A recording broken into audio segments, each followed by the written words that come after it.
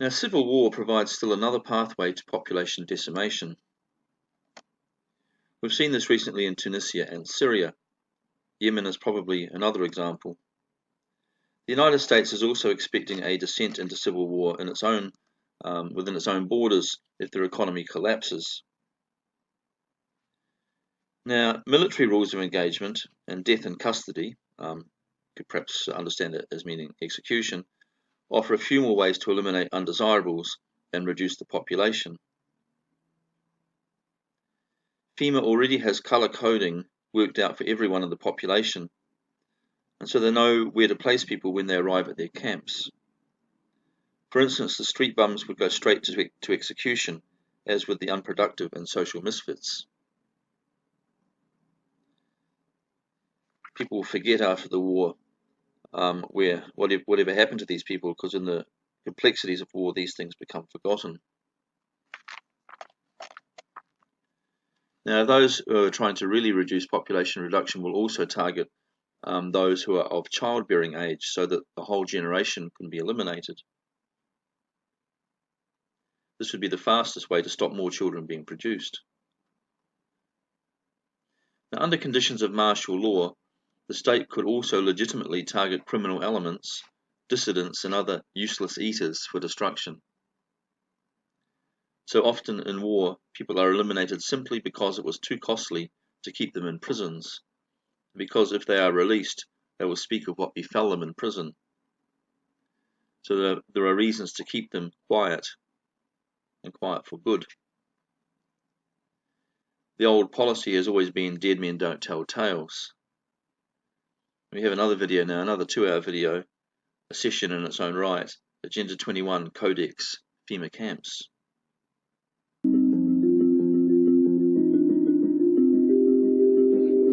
We were saying how very important it is to bring about in the human mind the radical revolution. The crisis is a crisis in consciousness, a crisis that cannot anymore accept the old norms, the old patterns, the ancient traditions. And considering what the world is now, with all the misery, conflict, destructive brutality, aggression, and so on, man is still as he was. He's still brutal, violent, aggressive, acquisitive, competitive, and he has built a society along these lines.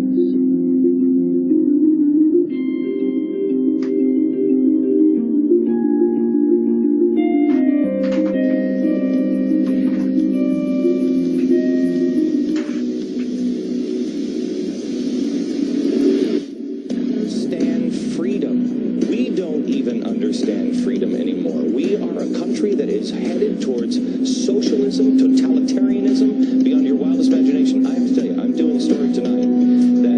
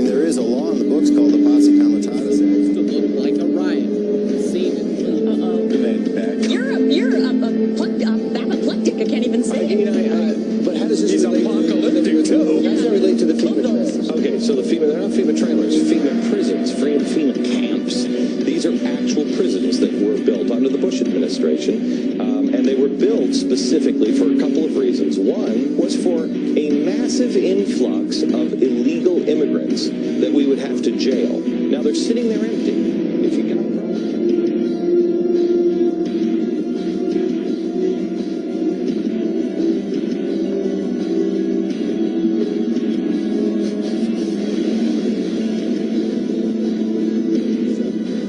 We've got to have a civilian national security force that's just as powerful, just as strong, just as well funded.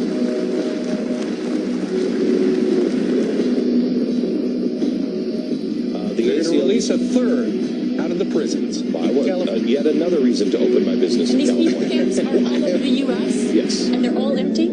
Yeah. Yeah. And they're all, and look, here's the thing. You'll see it tonight. You'll see that tonight.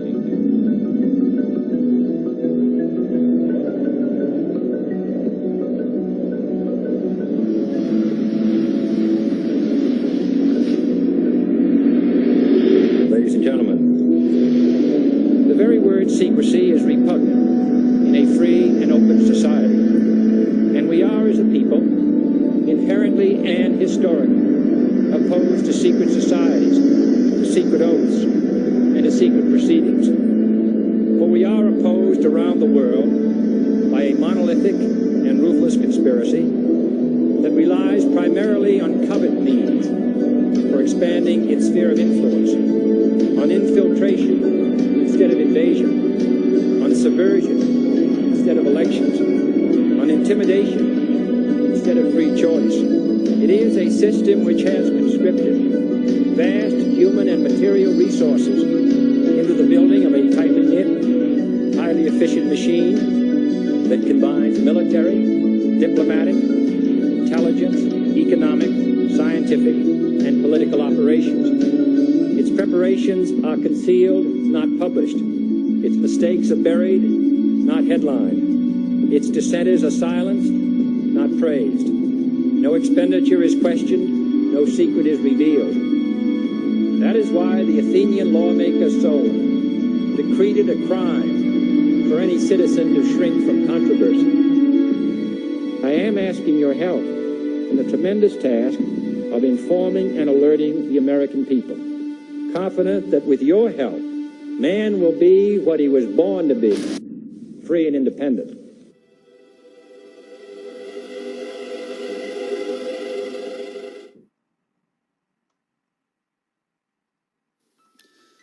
America, land of the free. Now that land is being slowly and systematically stripped of the freedoms our founding forefathers established for life, liberty, and the pursuit of happiness. Country or the conflict or the place that will define the Obama administration, what would it be? I think its task will be to develop an overall strategy for America in this period when really a new world order can be created.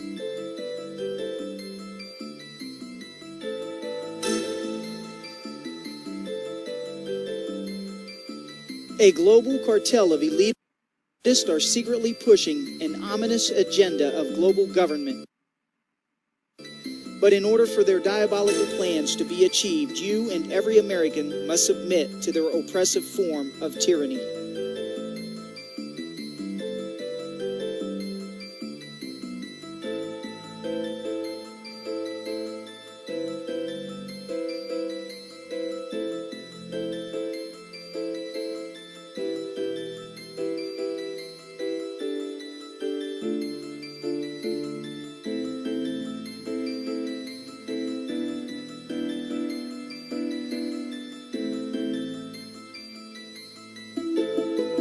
Those who will not give in will be brought into the submission of global governments. Through overwhelming force by the police state and the military monster created by Congress and the presidential puppets through the successive erosion of our Constitution and the establishment of Gestapo-type decrees in the form of so-called executive orders.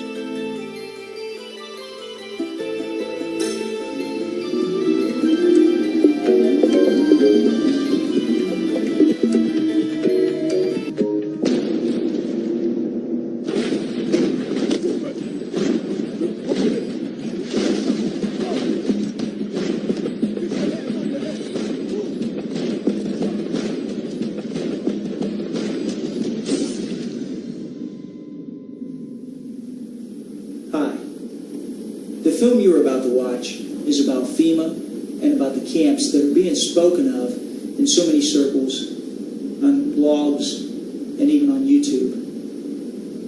What are these camps about?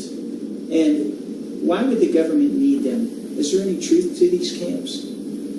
Most importantly, if there were camps, who would be put into them?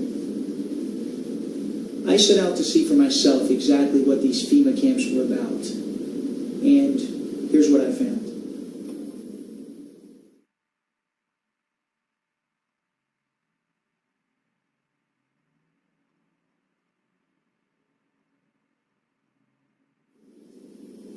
In the Bible, there is a scenario where a one world order will come about in the last days, and it will be overseen by a ruler, the man of sin, or the Antichrist, as he's referred to in many circles.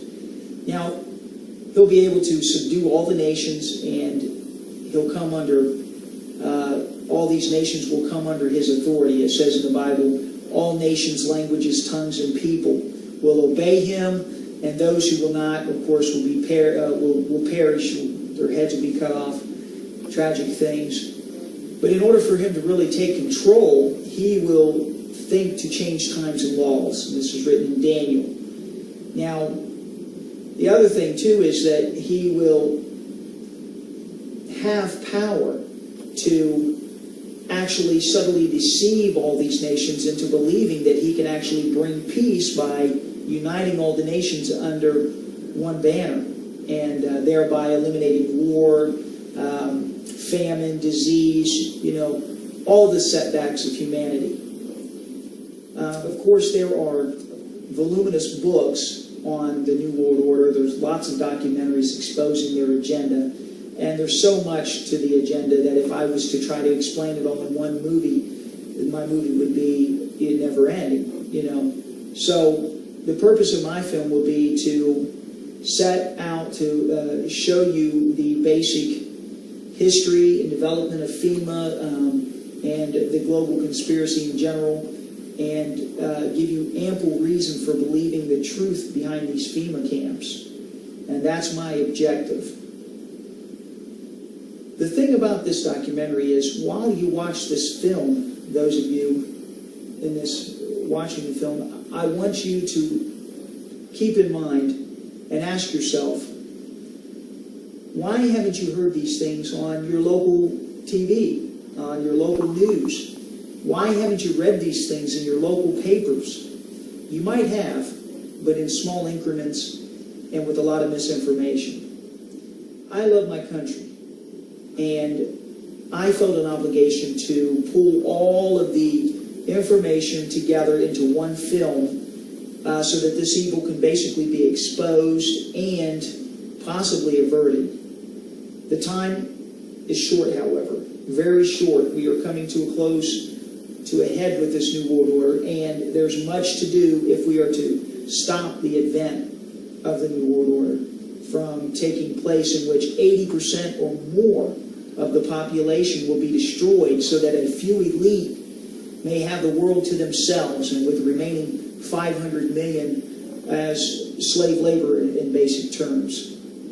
So, for those of you who don't care, you can turn the film off right now, and you can go accept your RFID chips, and you can go and live with the rest who don't care in your basically contained cities with the police state guarding your and watching your every move.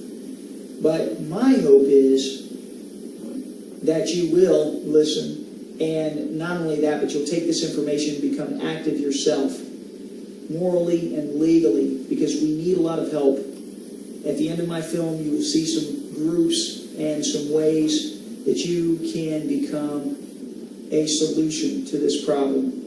And it's my hope that you will also pray to the Almighty for the strength, the wisdom, and the knowledge to do so. Thank you.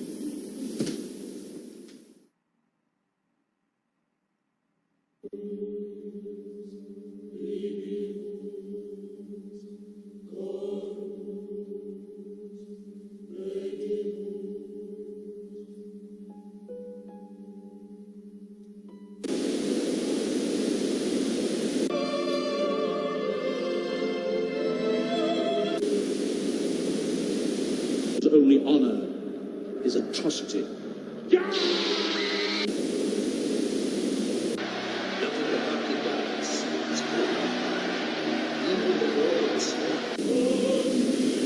In global and then after that, we've got to stabilize the population. When I was born, there were what's wrong with the population? I mean, with too many people. That's why we have global warming. We have global warming because too many people are using too much stuff.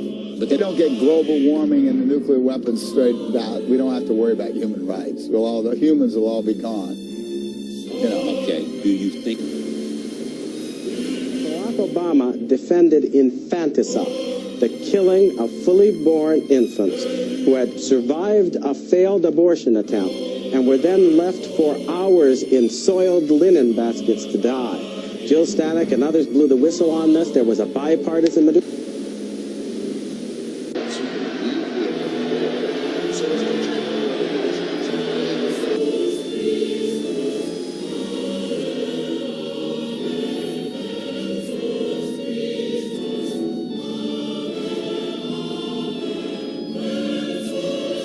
Eugenics dominated the 20th century.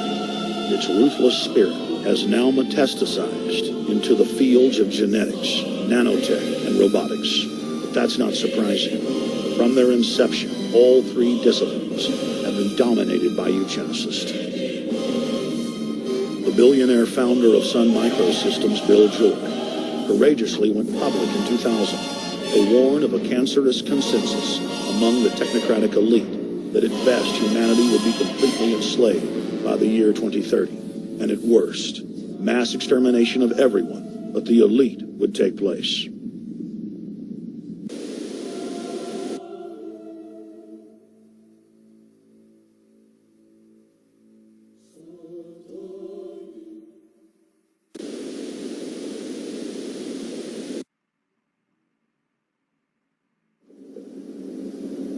So what we have is currently 6.5 billion people in the world.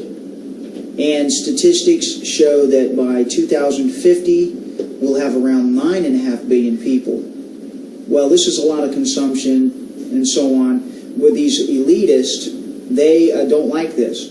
They want to downsize the population, believe it or not, to 1/2 billion people. So what is that? 6 billion people would have to be exterminated. Several programs already to keep control of the population. In the 60s, they had an offensive biological weapons program that supposedly in 1969 was eradicated, but it wasn't. It kept going, and they developed a lot of viruses, a lot of cancers, and even it's even reported that AIDS was developed at that time. And this stuff is spread out into these third world countries in order to downsize the undesirables, so to speak. And these elitists who think they're better than everyone else thinks that you don't deserve to eat their food, breathe their air, live on their land, and they want control of it all. The rest are going to put into contained cities through Agenda 21. Codex Alimentarius is another program to devaluate the, basically the value of food so that you get no nutrition.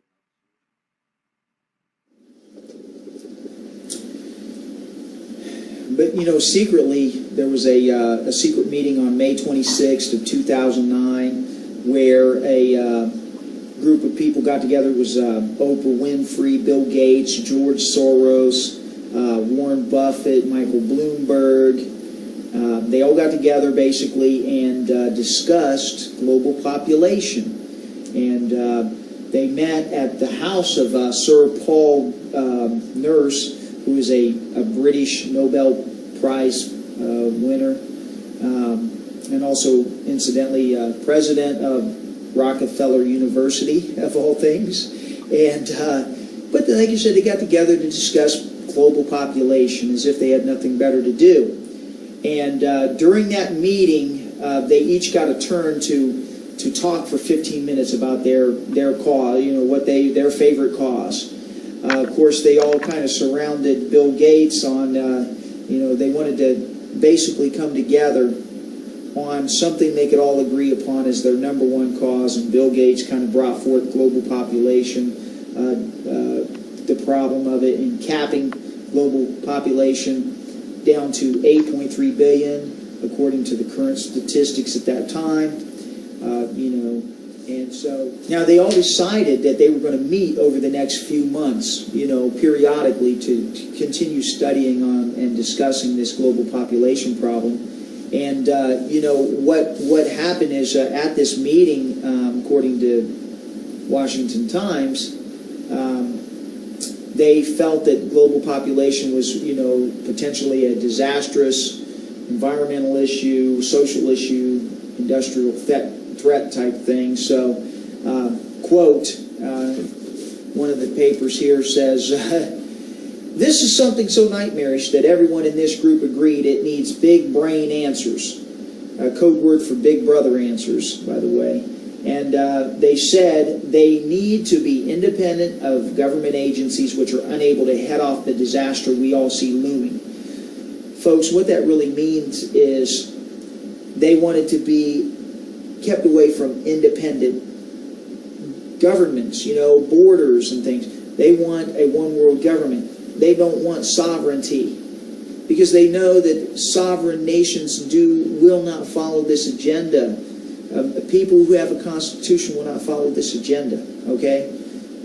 These people are not playing. They want to downsize the population 95%. They're getting together. They've got the money. They've got the resources, okay? They can put this thing together. There's a like you said, Agenda 21, I'm going to show you, is very serious. It's very imminent. Society has no business to permit degenerates to reproduce their kind. Any group of farmers who permitted their best stock not to breed and let all the increase come from the worst stock would be treated as fit inmates for an asylum. Someday we will realize that the prime duty, the inescapable duty of good citizens of the right type, is to leave his or her blood behind in the world, and that we have no business to permit the perpetuation of citizens of the wrong type. The great problem of civilization is to secure a relative increase of the valuable as compared with the less valuable or noxious elements of the population. The problem cannot be met unless we give full consideration to the immense influence of heredity. I wish very much that the wrong people could be prevented entirely from breeding, and when the evil nature of these people is sufficiently flagrant, this should be done. Criminals should be sterilized and feeble-minded persons forbidden to leave offspring behind them. The emphasis should be on getting desirable people to breed. Theodore Roosevelt, 26th President of the U.S. Political unification in some sort of world government will be required, even though any radical eugenic policy will be for many years politically and psychologically impossible. It will be important for UNESCO to see the eugenic problem is examined with the greatest care, and that the public mind is informed of the issues at stake so that much that now is unthinkable may at least become thinkable.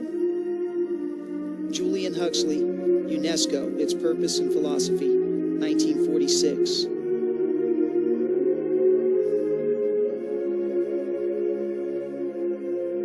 I do not pretend that birth control is the only way in which the population can be kept from increasing. War has hitherto been disappointing in this respect, but perhaps bacteriological war may prove more effective. If a Black Death could be spread throughout the world once in every generation, survivors could procreate freely without making the world too full. The state of affairs might be somewhat unpleasant, but what of that? Really high-minded people are indifferent to happiness, especially other people's.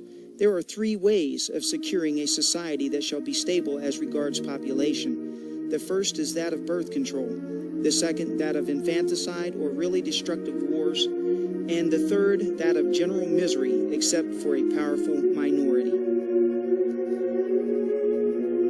Bertrand Russell, philosopher. The Impact of Science on Society, 1957.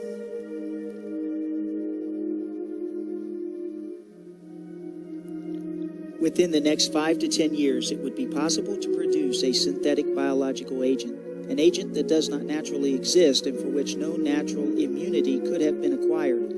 It would probably be possible to make a new infective microorganism which could differ in certain important respects from any known disease-causing organisms. Most important of these is that it might be refractory to the immunological and therapeutic process upon which we depend to maintain our relative freedom from infectious disease.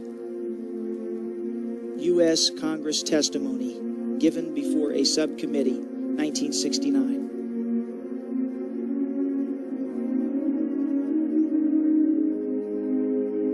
Whatever the price of the Chinese Revolution, it has obviously succeeded not only in producing more efficient and dedicated administration, but also in fostering high morale and community of purpose.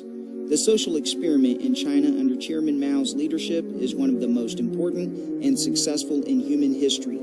David Rockefeller, New York Times, 1973.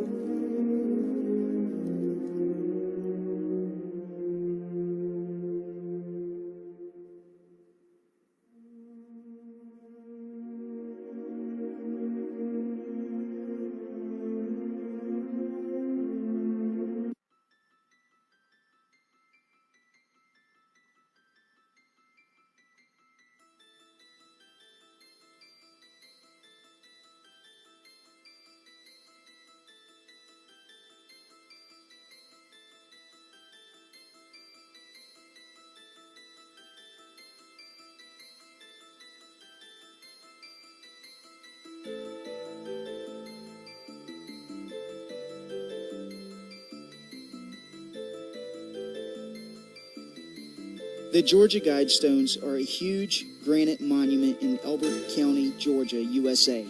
A unique message comprising 10 guides is inscribed on the structure in 8 modern languages, and a shorter message is inscribed at the top of the structure in 4 ancient language scripts: Babylonian, Classical Greek, Sanskrit, and Egyptian hieroglyphs. The monument is almost 20 feet tall and made from 6 granite slabs weighing more than 240,000 pounds in all. In June 1979, a person under the pseudonym R.C. Christian hired Elberton Granite Finishing Company to build this structure. Jay Widener, who is a former radio commentator, has forwarded the popular hypothesis that the author's pseudonym may be a tribute to the legendary 14th century founder of Rosicrucianism, Christian Rosencreuz.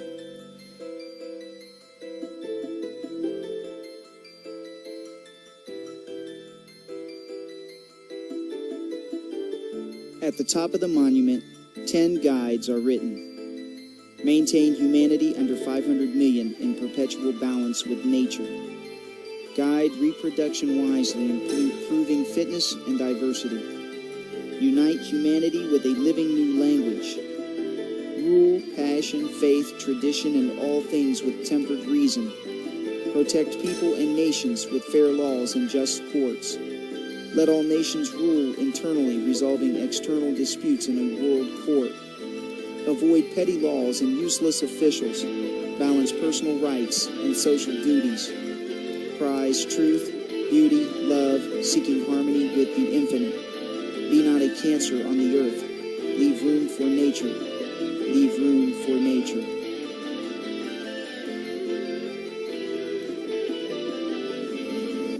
So, if you notice that first part, it says, maintain humanity under 500 million in perpetual balance with nature. That's what I'm talking about. Reducing the population to 500 million people. The next part of it, it says, guide reproduction wisely, improving fitness and diversity. This is the eugenics program. This is how Margaret Sanger got started with Planned Parenthood later. It changed over from eugenics into bioethics and Planned Parenthood, showing how we have to be wise with reproduction. China's already doing, one person, a child per family. There's another place down here that said, let all nations rule internally, resolving external disputes in a world court.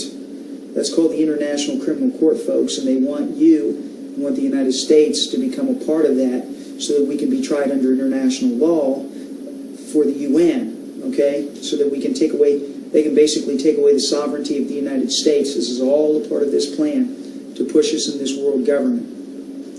And these FEMA camps will be There'll be a reason for these. I'll show you why. There's going to be some resistance. And the last part of that one, it said, be not a cancer on the earth. Leave room for nature, leave room for nature. Well, obviously, folks, through these biospheres that you're going to hear about, through the Agenda 21 with the UN, they're leaving plenty of room for nature. And they're not going to leave any room for humanity. So as you watch these portions coming up in the film, listen and pay attention to what they're saying. Their whole agenda is to push you off your own land, categorize you in these little areas of cities that are highly contained, highly controlled by the police state and resistors. Of course, they have a convenient place called the FEMA detention facilities where you will be disciplined or exterminated, one of the two. So pay attention to the rest of this film. Be thinking about the things that you've seen so far, because this all is going to happen very soon. And we have to be ready, and we have to fight this thing. You guys have to fight it, I'm telling you.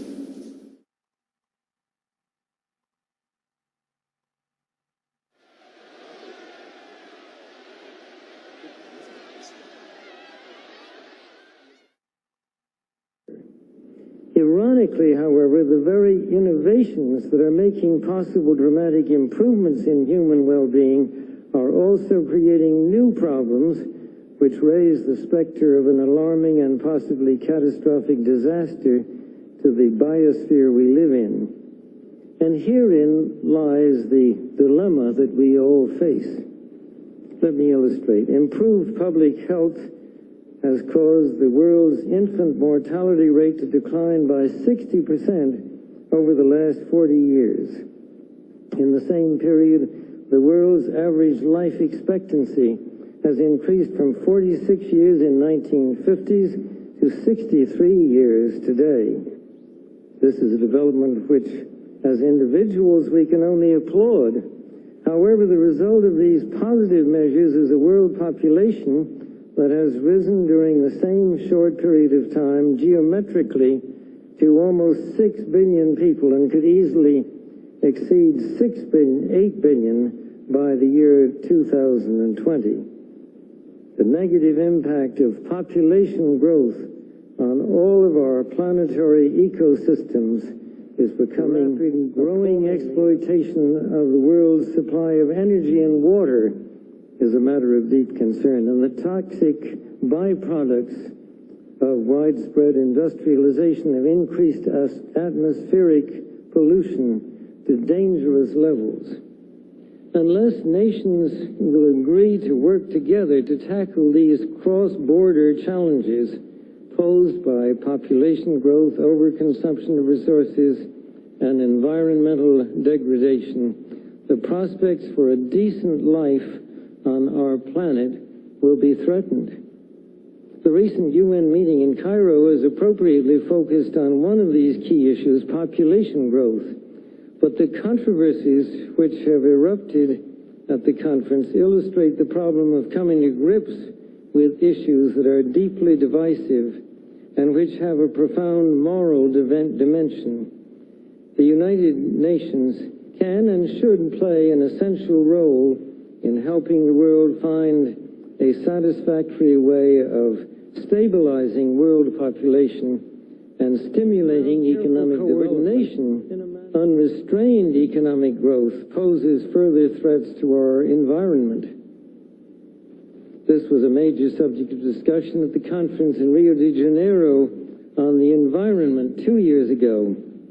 The focus then was on sustainable growth and global development. It was pointed out at the conference that growth is most efficiently managed by the private sector, but regulation of the process by national governments and international bodies is also needed. And once again, the United Nations should certainly be among the catalysts and coordinators of this process.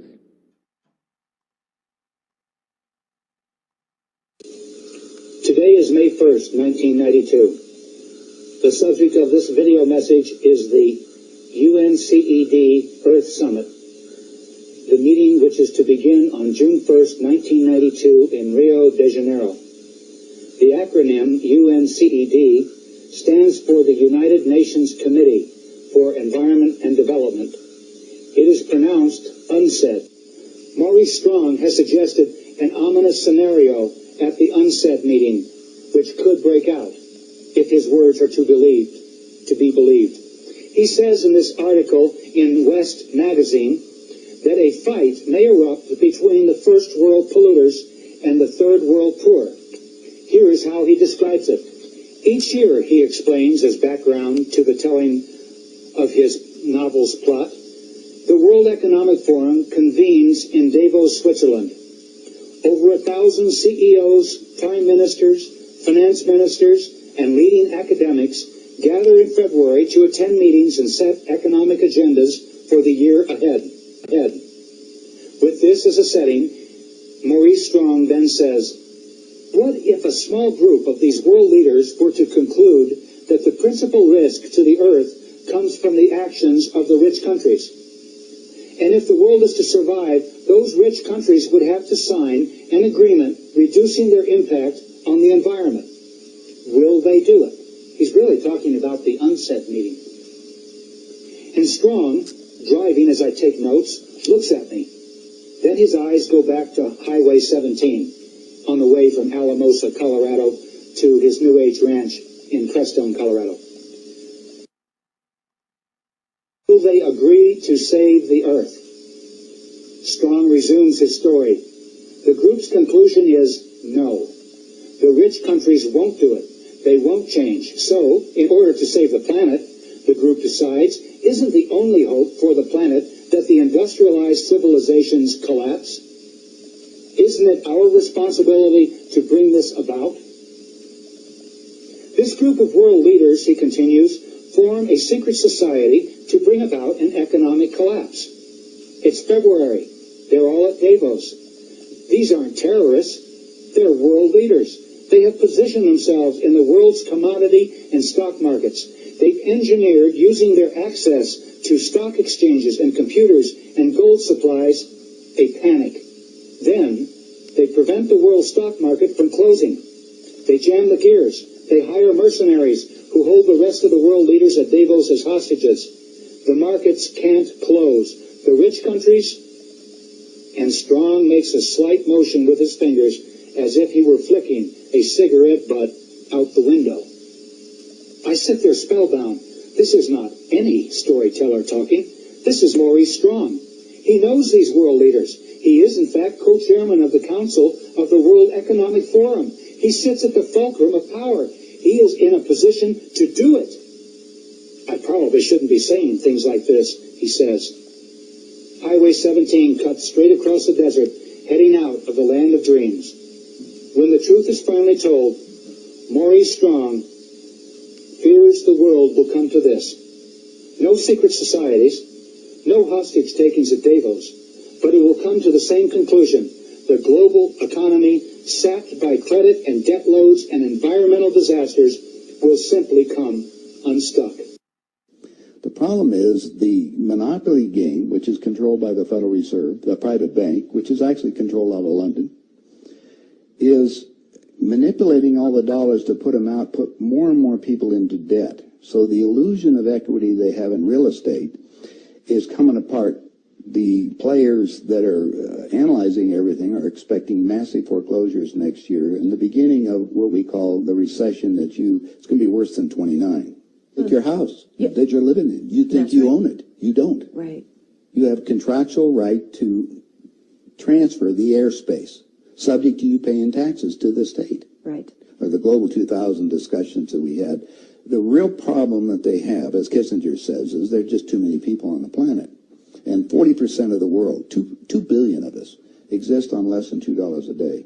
The summary of the Global 2000 report I put up on my website, nohoax.com. But if you look at it, it makes sense to get rid of people. So what they said, they're going to make godlike decisions on who lives and who dies. Now, obviously...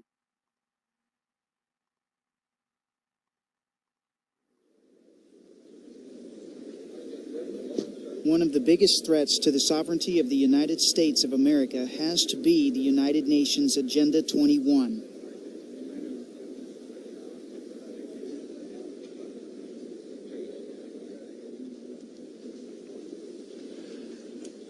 Declaro aberta a primeira sessão. Participantes. Estou certo de que poderei contar com a cooperação de a profoundly important human experience from which none of us can emerge unchanged. To Chairman, first of all, I would like to express my profound gratitude for the generous words of confidence and appreciation that have been extended to us here. This cancer, Agenda 21, also known as Local Agenda 21 or LA 21, is nothing short of an attack on our country. It came to life in 1992 and is spreading across the globe with the help of anyone who happens to buy into the idea of a global threat. Its real purpose is hidden inside a cloaked presentation of environmental sustainability. However, it's about to control your life, your children's lives, and your children's children's lives into perpetuity. In 1991, Strong wrote the introduction to a book published by the Trilateral Commission called Beyond Interdependence, The Meshing of the World's Economy and the Earth's Ecology by Jim McNeil. David Rockefeller wrote the foreword. Strong said this interlocking is the new reality of the century, with profound implications for the shape of our institutions of governance, national and international. By the year 2012, these changes must be fully integrated into our economic and political life. He told the opening session of the Rio Conference in 1992 that industrialized countries have, quote, developed and benefited from the unsustainable patterns of production and consumption which have produced our present dilemma. It is clear that current lifestyles and consumption patterns of the affluent middle class, involving high meat intake, consumption of large amounts of frozen and convenience foods, use of fossil fuels, appliances, home and workplace air conditioning, and suburban housing are not sustainable. A shift is necessary toward lifestyles less geared to environmentally damaging consumption patterns. I want to tell you about a few of the things that I have learned during these last 5 years of intensive research. Perhaps the most startling thing that I can share with you is that all of the conspiracy theories that you've ever heard about one world government, about the UN takeover of the world, all of those conspiracies have now been laid to rest. There's nothing conspiratorial about it. It's all published. The UN-funded Commission on Global Governance began meeting in 1992 in earnest and met for 4 years, and last fall released their final report. It is entitled Our Global Neighborhood. A few of the things that they wish to do. Create a world-standing army under the day-to-day command of, who else? The UN Secretary General. They recommend the creation of a new Economic Security Council, into which the World Bank, the International Monetary Fund, the United Nations Development Program, and the World Trade Organization would all be consolidated. A unified worldwide banking scheme, currency. I don't think I need to draw any more pictures on that point. Now, those non-government organizations like ours that are not accredited by the UN, we are called populist trash, activists who can destroy, they say, in a moment, years of deliberation. And you're darn right. And I have been challenged on the radio and in audiences like this, Mr. Lamb, there's no such thing as a global agenda. Hey, friend, you're absolutely wrong. Here it is. It's called Agenda 21. Agenda 21. The primary document presented in Rio de Janeiro and adopted by more than 100 heads of state, including George Bush, which lays out in intricate detail all of the transformation that must take place in society in order for it to become sustainable as they define sustainability. This may be available at the United Nations bookstore. I had to pick this up. I had not seen one until last July, had not been able to get one. I happened to be in Geneva attending a United Nations meeting, and I went to the bookstore and bought the thing. I believe it cost $45. Now, the Conference of the Parties held its first meeting in Nassau last December. At that first meeting, the United Nations Environment Program presented a global biodiversity assessment. Started in 1992 with a grant from the Global Environment Facility for $3.3 million, orchestrated and coordinated by the World Resources Institute and the World Wildlife Fund and the International Union for the Conservation of Nature. This is 1,140 pages that explains how to implement the 16-page treaty on biodiversity. The last 200 pages, Section 13, deals specifically with a system of protected areas. It defines what a system of protected areas is.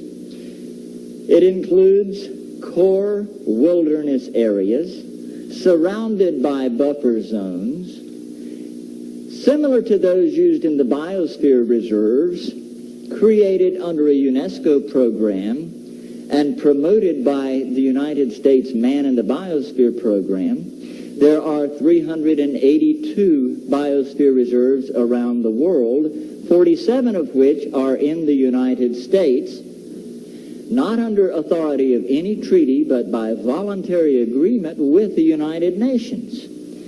These biosphere reserves are to be the nucleus for the core wilderness areas. Scratching my head here, what on earth is going on? And then I stumbled on page 993, and friends, if you don't think that's some heavy reading at night, page 993, after describing these protected areas, sums it all up by saying the recently published Wildlands Project in the United States is the central theme of protected areas. And on page 15 of the Wildlands Project, Dr. Reed Noss says that we must convert at least 50% of the land area of North America to wilderness, off limits to human beings. Those core wilderness areas are to be interconnected by wilderness corridors off limits to human beings. Those wilderness areas are to be surrounded by buffer zones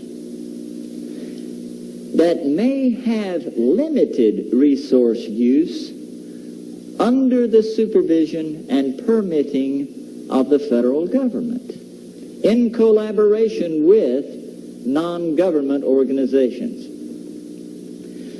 Human population is to be resettled into the remaining 25% of the land, into communities that are described as sustainable communities. The document calls for literally reducing the human population by as much as 2/3 to 3/4 in the next 30 to 50 years.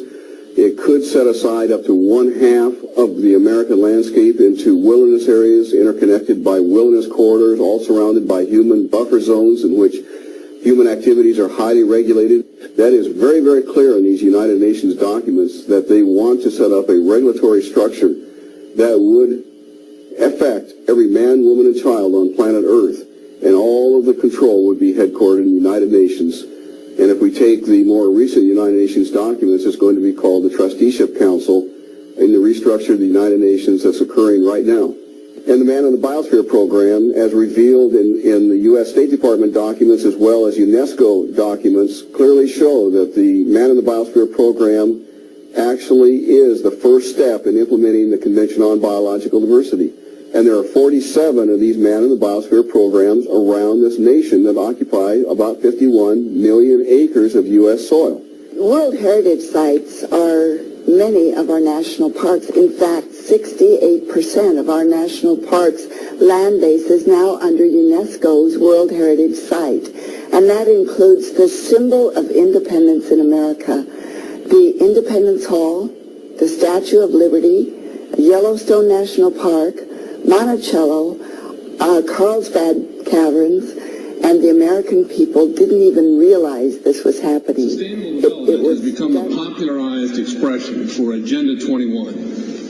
Agenda 21 is the 1992 United Nations Rio Declaration on the Environment and Development. It is the agenda for the 21st century you're living in today. For a brave new world where everything that you cherished and held true will no longer exist. Agenda 21 defines itself as the comprehensive plan of action to be taken globally, nationally, and locally by organizations of the United Nations systems. It also elevates nature above man. And it contains something called the precautionary principle, where basically you're guilty until you're proven innocent. Sustainable development is the philosophy designed to bring human beings across the globe under the full control of a narrow human elite. It's a 40-chapter document to basically control the world. It's based entirely on socialist control mechanisms. Sustainable developers have designed a global movement coordinated through a global to local action plan to create world government in accordance with certain objectives. These objectives include an end to national sovereignty, the abolition of private property, the restructure of the family unit, and increasing limitations and restrictions on mobility and individual opportunity. The Green Goal includes the listings of what's not sustainable. A couple of examples include private property. 728 lists fossil fuels. Golf courses and ski lodges are not. Consumerism. Irrigation is not sustainable. Paved roads. Commercial agriculture. Herbicides, pesticides. Elsewhere, it lists farmlands, pastures, grazing of livestock, and the family unit. So maybe now you're starting to get the picture. Through this Agenda 21, they have a plan to do what? Reduce the population, like we were talking about, 500 down to 500 million, and at the same time, take away sovereignty from these nations. Okay, you've got the International Monetary Fund, you've got the World Bank, which the UN is using. Okay, the guys behind this is this global warming scandal, okay, which says that human population productivity is causing these problems. And this is what they want you to believe. They want you to believe that you as a human being are causing your CO2 carbon emissions, your flatulence basically, is causing this problem. It's a lie. It's a bold-faced lie.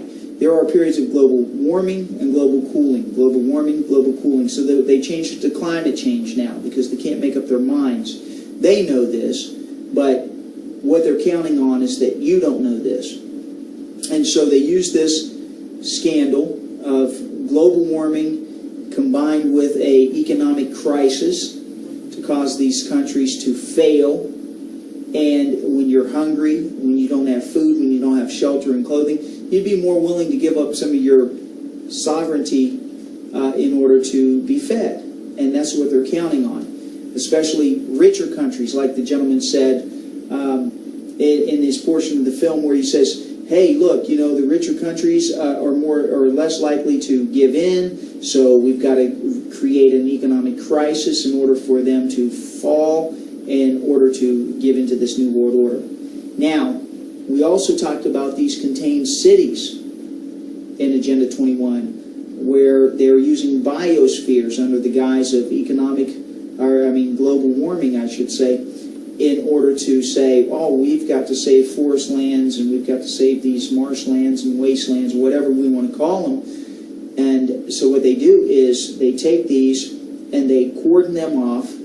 They give voluntarily permission for the UN to control these areas, and that way humans are not allowed onto those lands. They're slowly doing this in order to push us slower and slower, but slowly through Fabian philosophy. Fabians were opposite of the communists, who believed that, the communists believed that we should, do this through force and violence to create this new world order. But the Fabians were more, like, no, let's do it in incrementalism. Let's do it a little bit here, a little bit there, slowly and subtly, so that people don't realize that this socialism is falling upon them. So we are slowly falling into this, okay? We're getting dangerously close. I mean, we've had the G20 meetings, like we said, where they have gone and they've discussed giving IMF and World Bank the power to become, international Federal Reserve for the whole world. And our dollar is slowly falling from the marketplace. Germany is recalling, asking for its gold back. China is, has no more confidence in us. We've got to understand this, people. So the next portion I'm going to show you is about these contained cities. This is let's say, a flagship for what's going to happen internationally here in the United States and in other European countries, in Asian countries, all over the world, okay? So pay attention, because it's coming soon.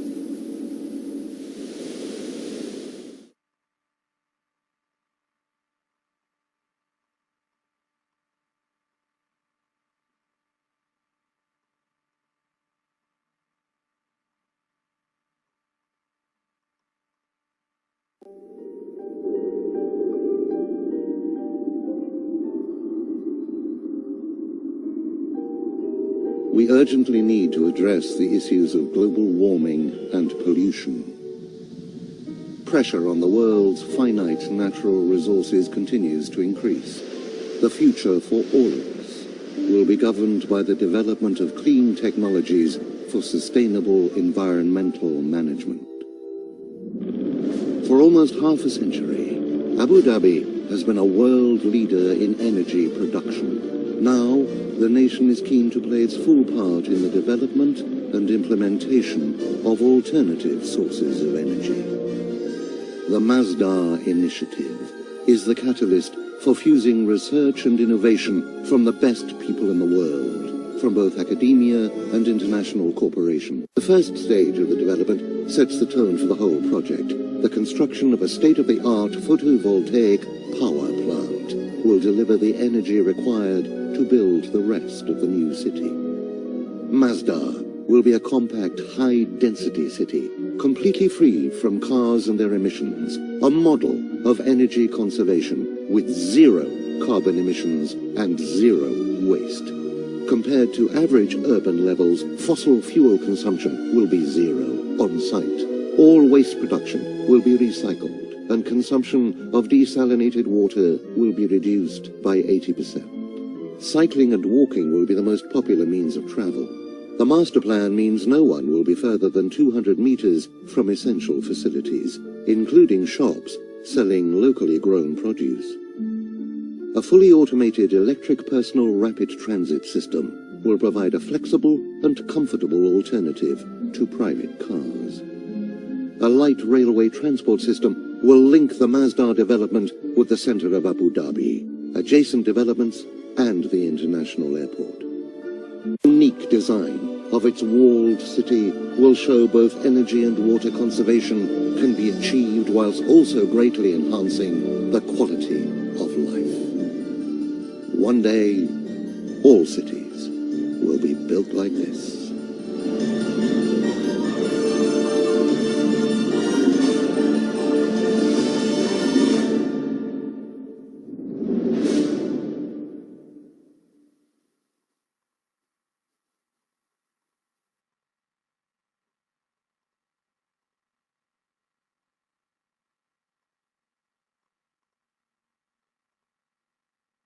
Absolutely nothing that I'm going to tell you is exaggerated, is interpolated, or is imagined. Everything I'm going to tell you is documented.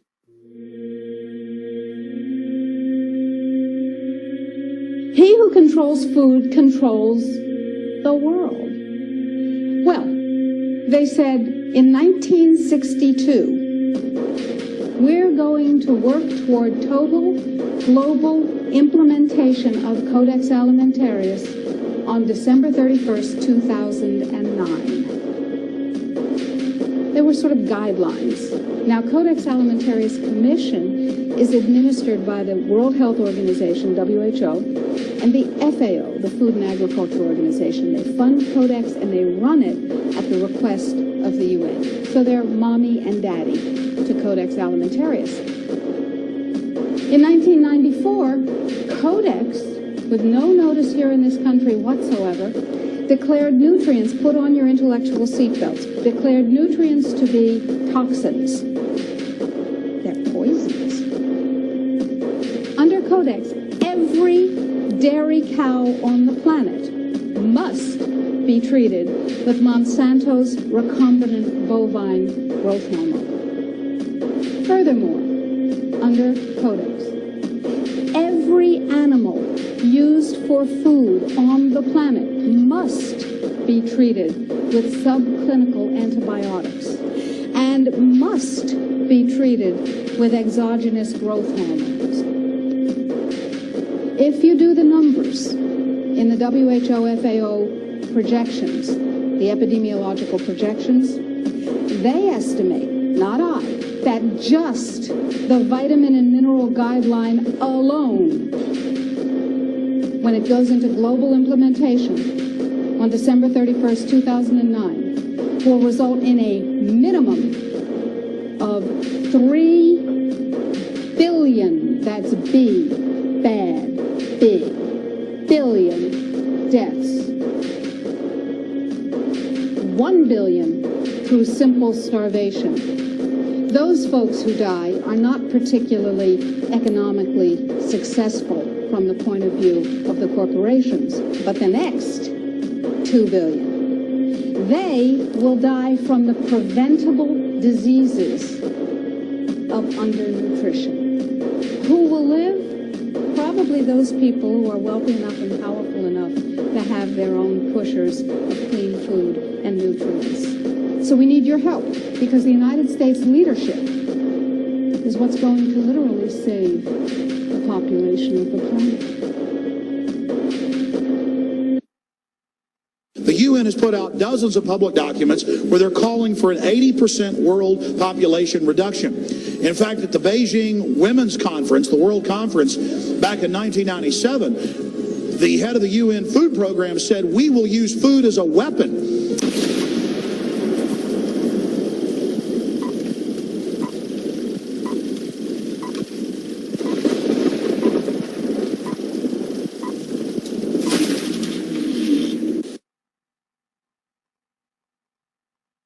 Ladies and gentlemen, we have before us the opportunity to forge for ourselves and for future generations a new world order, a world where the rule of law, not the law of the jungle, governs the conduct of nations.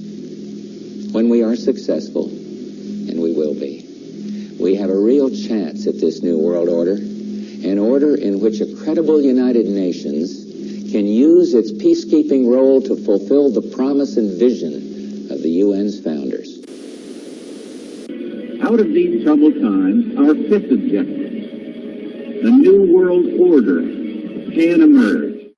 After 1989, President Bush said, and it's a phrase that I often use myself, that we needed a new world order.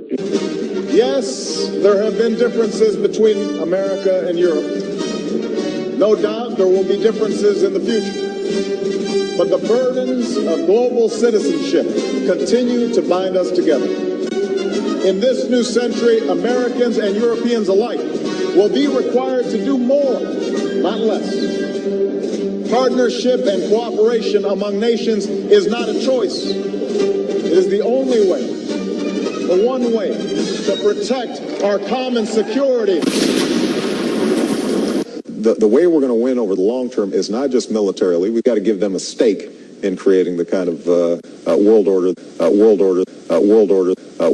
that I think all of us would like.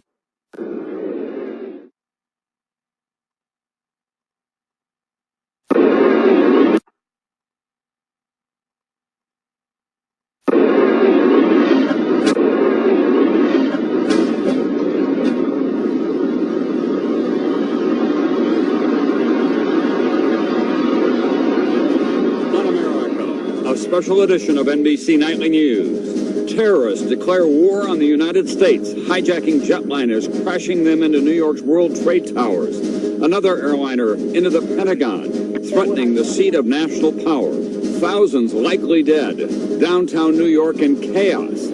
America wondering what next. The locations where the four airliners hit. The Twin Towers of the World Trade Center in Lower Manhattan, 20 minutes apart. Then, within an hour this morning, the Pentagon. And then, the final crash just minutes later, about 80 miles southeast of Pittsburgh, 266 people on the four airplanes alone, all presumed to be dead. This is Aaron Russo, a filmmaker and former politician. To his left is Nicholas Rockefeller of the infamous Rockefeller banking and business dynasty. After maintaining a close friendship with Nicholas Rockefeller, Aaron eventually ended the relationship, appalled by what he had learned about the Rockefellers and their ambitions. I got a call one day from an attorney woman I knew, and she said, "Would you like to meet one of the Rockefellers?" I said, "Sure, I'd love to." And we became friends, and he began to divulge a lot of things to me.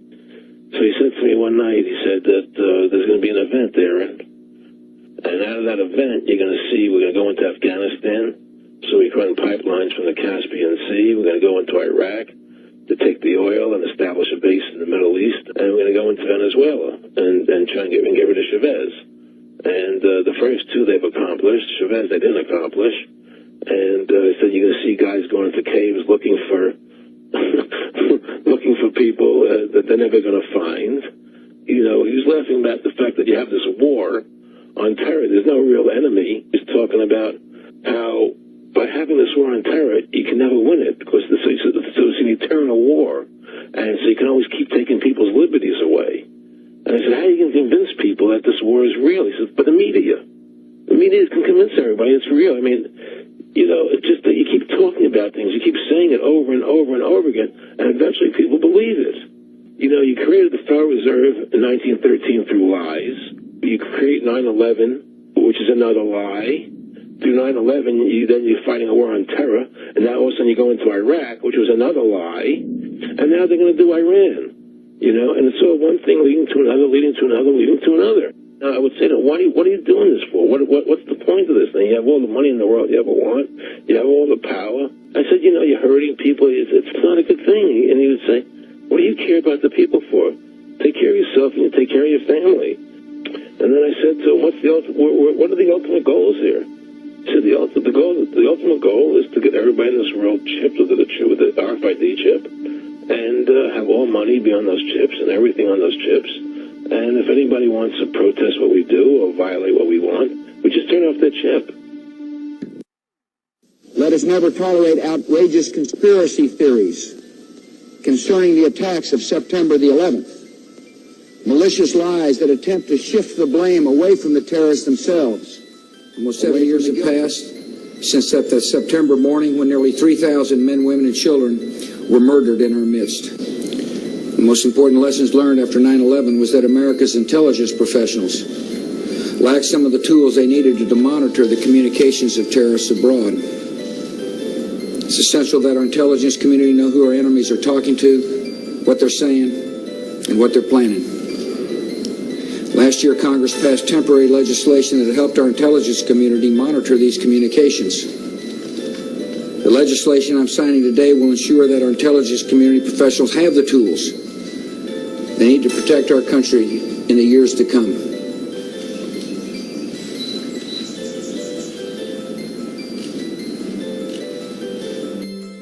Students of history will remember that even in ancient Rome, the councils who wanted to become emperors or dictators declared emergencies, and then they said, well, they were the emperor in charge of solving the problem.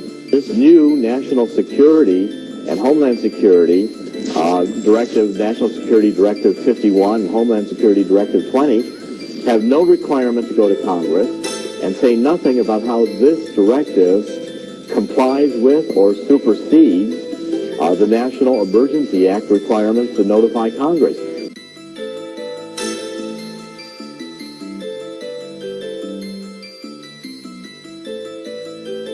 Some of the least noticed and least discussed changes in the law were the changes made to the Insurrection Act of 1807 and to Posse Comitatus by the Defense Authorization Act of 2007. These changes pose a threat to the survival of our republic by giving the president the power to declare martial law for as little reason as to restore public order.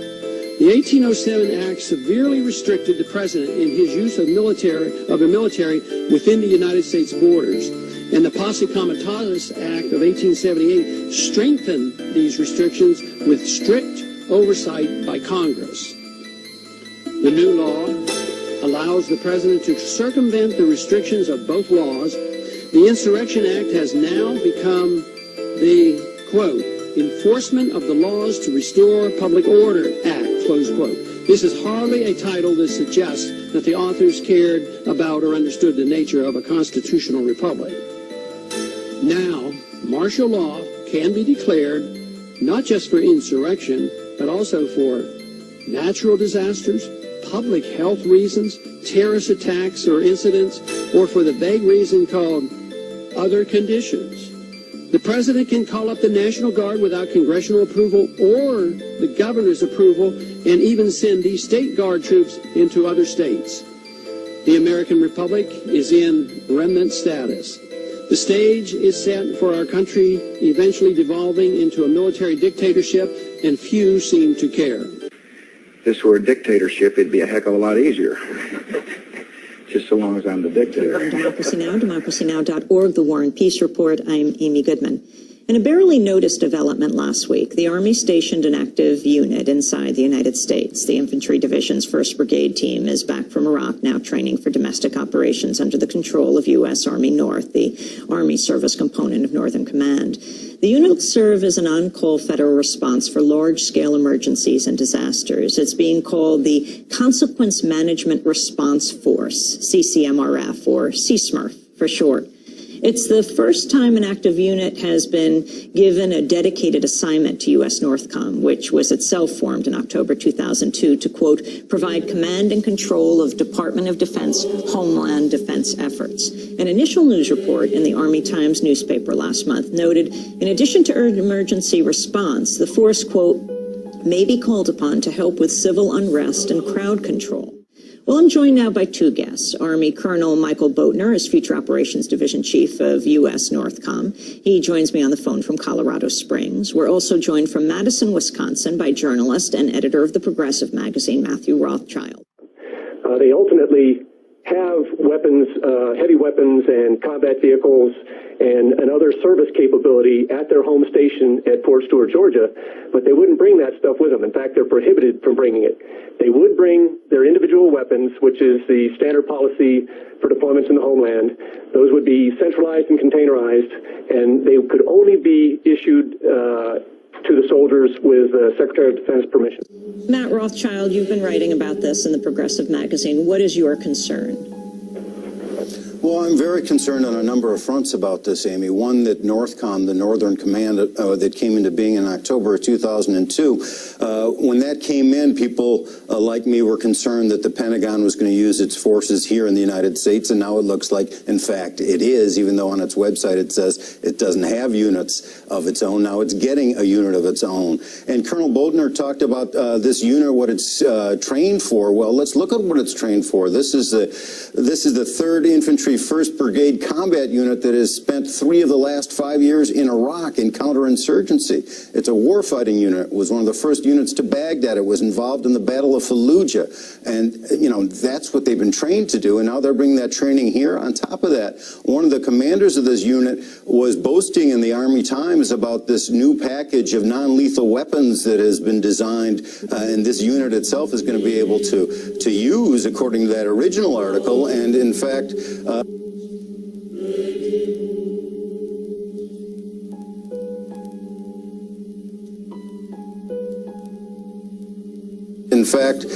the commander was saying he'd even tasered himself and was boasting about tasering himself. So why is a Pentagon unit that's going to be possibly patrolling the streets of the United States involved in using tasers? We looked at National Security Presidential Directive 51 that he signed on May 9th of 2007, Amy. This gives the president enormous powers to declare a catastrophic emergency and to bypass our regular system of laws, essentially, to impose a form of martial law. And if you look at that National Security Presidential Directive, what it says that in any incident where there is extraordinary disruption of a whole range of things, including our economy, the president can declare a catastrophic emergency. Well, we're having these huge disturbances in our economy. President Bush could today pick up that National Security Directive 51 and say, we're in a catastrophic emergency, I'm going to declare martial law, and I'm going to use this combat brigade to enforce it. Jeff Stein, he is the national security editor of Congressional Quarterly, talking about Homeland Security. And he said, safely tucked into the $526 billion defense bill, it easily crossed the goal line on the last day of September. The language doesn't just brush aside a liberal Democrat slated to take over the Judiciary Committee. This was a piece written last year. It runs over the backs of the governors, 22 of whom are Republican. The governors waved red flags about the measure on August 1st, 2007, sending letters of protest from their Washington office to the Republican chairs and ranking Democrats on the House and Senate Armed Services Committees. No response. So they petitioned the party heads on the Hill. The letter signed by every member of the National Governors Association said this provision was drafted without consultation or input from governors and represents an unprecedented shift in authority from governors to the federal government. Colonel Michael Bodner.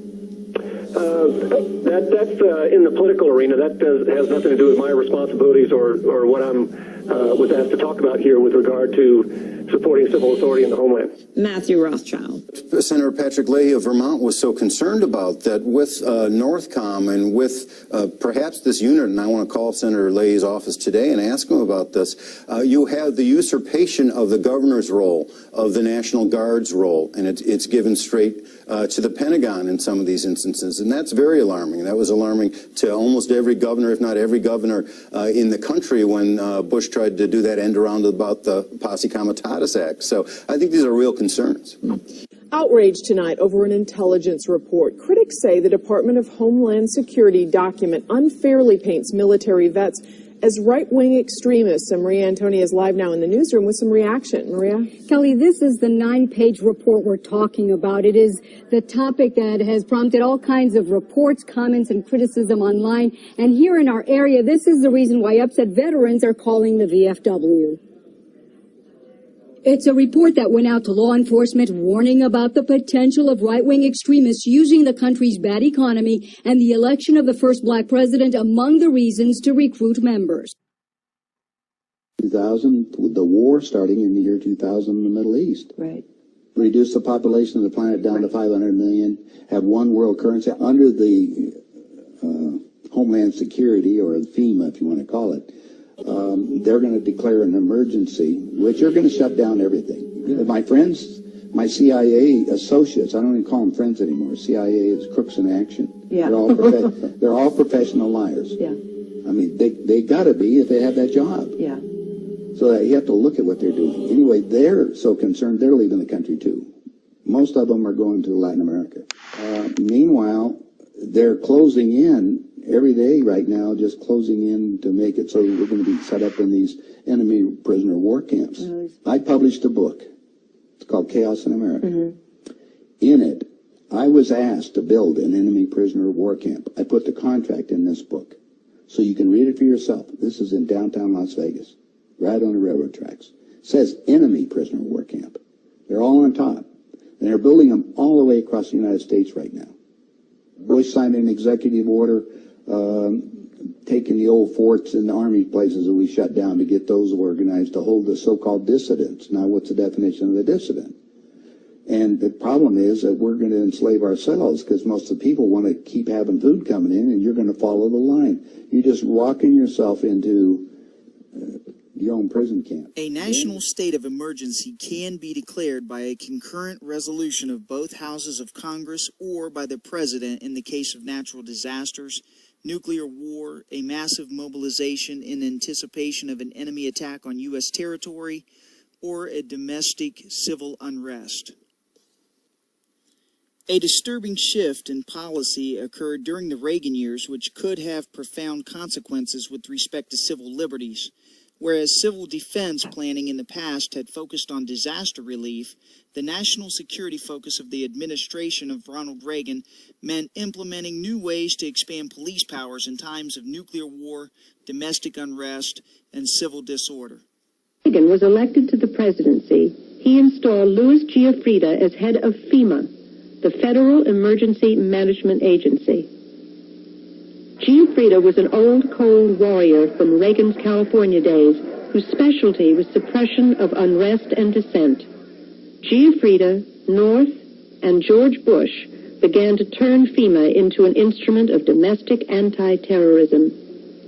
You're dealing with a group of people in the Reagan administration who equated political dissent with treason and who cannot differentiate between emergency procedures, which I think everyone agrees are necessary, and suppressing political dissent.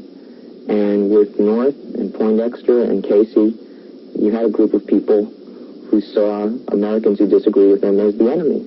Colonel North, in your work at the NSC, were you not assigned at one time to work on plans for the continuity of government in the event of a major disaster? Mr. Chairman. I believe that question touches upon a highly sensitive and classified area, so may I request that you not touch upon that, sir. I was particularly concerned, Mr. Chairman, because I read in Miami papers and several others that there had been a plan developed by that same agency, a contingency plan in the event of emergency that would suspend the American Constitution. And I was deeply concerned about it and wondered if that was the area in which he had worked. I believe that it was. May I most respectfully request that that matter not be touched upon at this stage. If we wish to get into this, I'm certain arrangements can be made for an executive session. And tragically, the only member who got close was Jack Brooks, and he was stopped by the... A national state of emergency can be declared by a concurrent resolution of both houses of Congress or by the President in the case of natural disasters, nuclear war, a massive mobilization in anticipation of an enemy attack on U.S. territory, or domestic civil unrest. Executive orders associated with FEMA that would suspend the Constitution and the Bill of Rights have been on record for nearly 30 years and could be enacted at the stroke of a pen. The following executive orders allow FEMA to take control over all modes of transportation and control of highways and seaports. They are also able to take control and seize communications media. They are allowed to take over all electrical power, gas, petroleum, fuels, and minerals. They are allowed to seize all means of transportation, including personal cars, trucks, vehicles of any kind, total of all highways. You'll notice they can take over all food resources and farms. They're able to mobilize civilians into work brigades under government supervision. And they are allowed to take over all health, education, and welfare functions. They designate the Postmaster General to operate a national registration of all persons. They're able to take over airports and aircraft, including all commercial aircraft, as well as the Housing and Finance Authority is allowed to relocate communities, build new housing with public funds, designate areas to be abandoned, and establish new locations for populations. They're even allowed to take over all railroads, inland waterways, and public storage facilities. Specifies responsibility of Office of Emergency Planning. It gives authorization to put all executive orders into effect in times of increased international tensions or economical and financial crisis. And they're also granted authority under the Department of Justice to force all plans out in the executive orders. And you can see they can operate penal and correctional institutions and advise and assist the president. They sign emergency preparedness functions to federal department agencies, consolidating 21 operative executive orders issued over a 15-year period.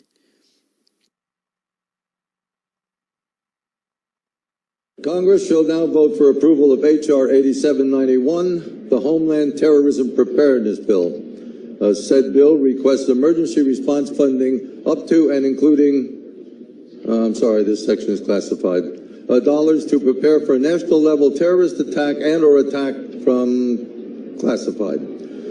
Funding for first responder personnel and vehicles would be doubled if said attack leads to more than 80% of national population being affected by classified. This funding shall commence in conjunction with the first attack on classified or the first large-scale outbreak of classified, dependent upon which comes first. Civilian and military units shall be trained in containment and combat of classified, including irradiated classified, with possibility of classified airborne, classified flesh-eating, classified, and or all of the above in such event as classified spewing, classified escape, are released or otherwise become uncontrollable. Air Force units may also be directed to combat said classified due to their enormous size and otherworldly strengths. Should event occur in urban areas, Jesus, that's classified, far surpassing our darkest nightmares. Should casualties exceed classified body disposal actions, shall be halted and associated resources shall be reallocated to classified underground, classified protected birthing centers. A new Bill of Rights shall be drafted and approved by classified. Having now reviewed the bill, I ask you to please cast your votes. Is Congressman Ron Paul. Hello, Congressman. How are you, sir? Hello, Glenn. Good to be with you. Good to be with you. First of all, on the FEMA prison thing, I know we've been in contact with your office, and we would appreciate any help that you have. I want to make sure we're turning over every stone on anything, because there's a lot of crazy stuff that is being said about these things, and I appreciate you talking to us, and we'll be in touch with you again, because I want to make sure that we have everything that you might be concerned with as well. Will you help us on that, sir? I don't think all the answers are in. You're concerned that there might be setting up these camps. Yes. Since 9/11, dealing with the Patriot Act and repealing the Posse Comitatus and the Insurrection Act, these are trends that are very, very bad, where personal liberties and civil liberties are not well protected. And FEMA is already very, very powerful, and they overrule when they go in on emergencies. So in some ways, they can accomplish what you might be thinking about setting up camps. And they don't necessarily have to have legislation, to do the things that we dread. But it's something that's certainly deserves a lot of attention. Right. And I want to make it very clear. I'm not fearing these things are happening. I want to set the record straight. The 502nd, another unit from Fort Campbell, Kentucky, is shown here arriving as peacekeepers in Somalia, wearing their UN blue berets and UN insignia. Shortly thereafter, this same unit, the 502nd, was in Arkansas practicing house-to-house searches and seizures in a joint UN training mission called Agile Provider in the spring of 1994. Agile Provider involved 44,000 UN troops, including troops from France and the Netherlands, training in the states of Georgia, North and South Carolina, Arkansas, and Tennessee. Yes, UN troops have been trained in this country in the past, but not in brigade strengths and not in domestic support house-to-house searches and seizures. Many of our congressmen deny that UN troops are being trained in this country at all, but as you can see in these clips from Fort Chaffee, Arkansas, Germans were training here last spring. Das ist die Baracke 1660, die da vom zweiten Zug der UN training has become so widespread that many of the newspapers around the country have had at least one such story. This official news release from the Navy High Command at LANTCOM further confirms that UN troops were training in this country this past spring in forcible entries of homes using special operations tactics. News releases from around the country speak of law enforcement and military training together for so-called terrorist suppression involving attacks on civilian facilities. Did you know that 49 of our most famous landmarks have been given to the United Nations as supposed biospheres? Yet many of these supposed biospheres are located outside military facilities and are used for covert UN military special operations training areas. On the border between the U.S. and Canada, we see the UN flag flying between the U.S. and Canadian flags. Throughout cities in America, UN flags are popping up outside government buildings. But perhaps most disturbing was this letter received by New American Magazine detailing a survey given to Marines at 29 Palms Base. We confirmed this survey was given to Army Special Operations recruits.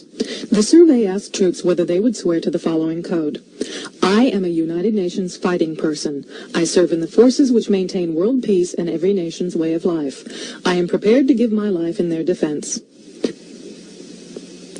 This survey also asked if these U.S. military men would fire upon U.S. citizens who refuse or resist confiscation of firearms banned by the U.S. government. Did you notice the federal tax agents dressed like military patrolling the roads during the Waco siege, or the black military helicopters at each of the Indy 500 races for the past several years?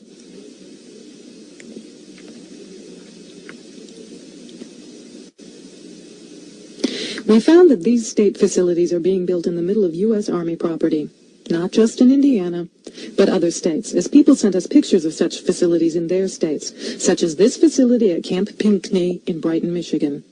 You see not only the black vans here, but curiously, there are reverse swastikas carved into each end of the roof. We also began to receive information about the Federal Emergency Management Agency known as FEMA, such as these pictures of a FEMA facility in Texas. FEMA operations are divided into 10 regions, as we were told in this letter from FEMA. The American public has been led to believe that FEMA is for disaster relief operations. Yet if we look at military manuals, such as FM 4130, the U.S. Army Civil Affairs and Operations Manual, you'll find the details about who FEMA really is. The government doesn't want this information out because, as you can see, the manual says to destroy it by any means that will prevent its dissemination.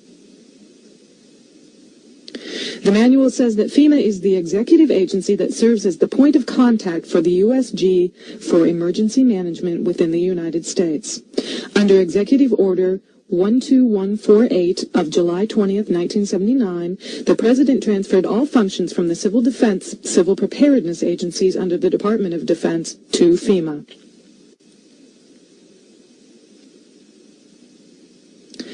FEMA develops and implements overall concepts and policy guidance and directs activities for nationwide plans and preparedness for emergencies during peace and war. It also develops plans, systems, and capabilities for protection of the U.S. populace, government, and industry, and for stabilization of the economy in time of emergency. Again, we see from this military manual that FEMA is divided into 10 regions and is the command and control agency for all emergency planning. None of this sounds too sinister until you begin to find out what FEMA has done with 96% of their budget. FEMA has built prisons around the country, and they've also built underground facilities. It actually turns out that they are the key agency to implement a plan known as Operation Garden Plot, the plan to put American citizens in prison camps. Under Executive Order 12919, signed by Bill Clinton on June 3, 1993, presidential authority under a 1950s Defense Production Act was delegated to the Secretaries of Defense, Agriculture, Treasury, and Commerce to seize all civilian property for the government solely by declaring them necessary for national defense. It also gave the Director of FEMA the authority to implement FEMA plans during a national emergency. Most people don't realize that this country has been in a declared state of emergency since the Federal Emergency Act was enacted in 1933, which was the beginning of FEMA, and also gave presidents the authority to issue executive orders. Each president since then has issued an executive order declaring a state of national emergency. Bill Clinton has issued 3 such orders since he took office. Shown here is a FEMA facility in Denton, Texas, where you can see mile after mile of FEMA command and control trailers. These trailers are self-sustaining and contain electrical generators and communications equipment that can be moved out anywhere in the country to start a FEMA operations center.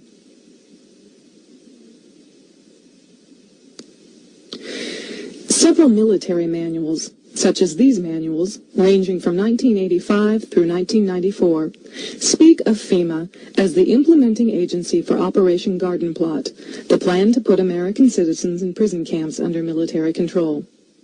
This 1994 Field Manual for Military Police speaks of Operation Garden Plot as a DoD civil disturbance plan that tells the military what they can and cannot do, and that they will operate under FEMA control.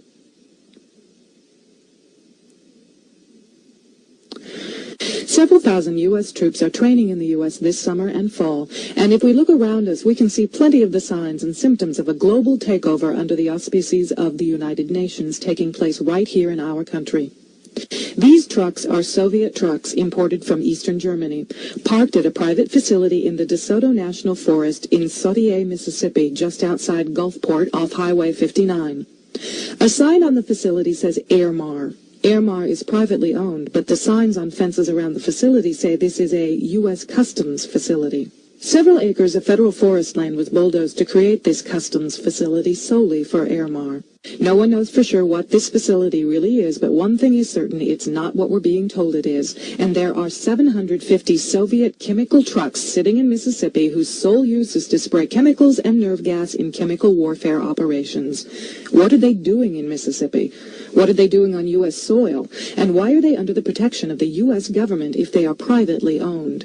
Senator Sam Nunn from Georgia was quoted as saying he was certain the American public would welcome the Soviet troops as peacekeeping forces in the United States.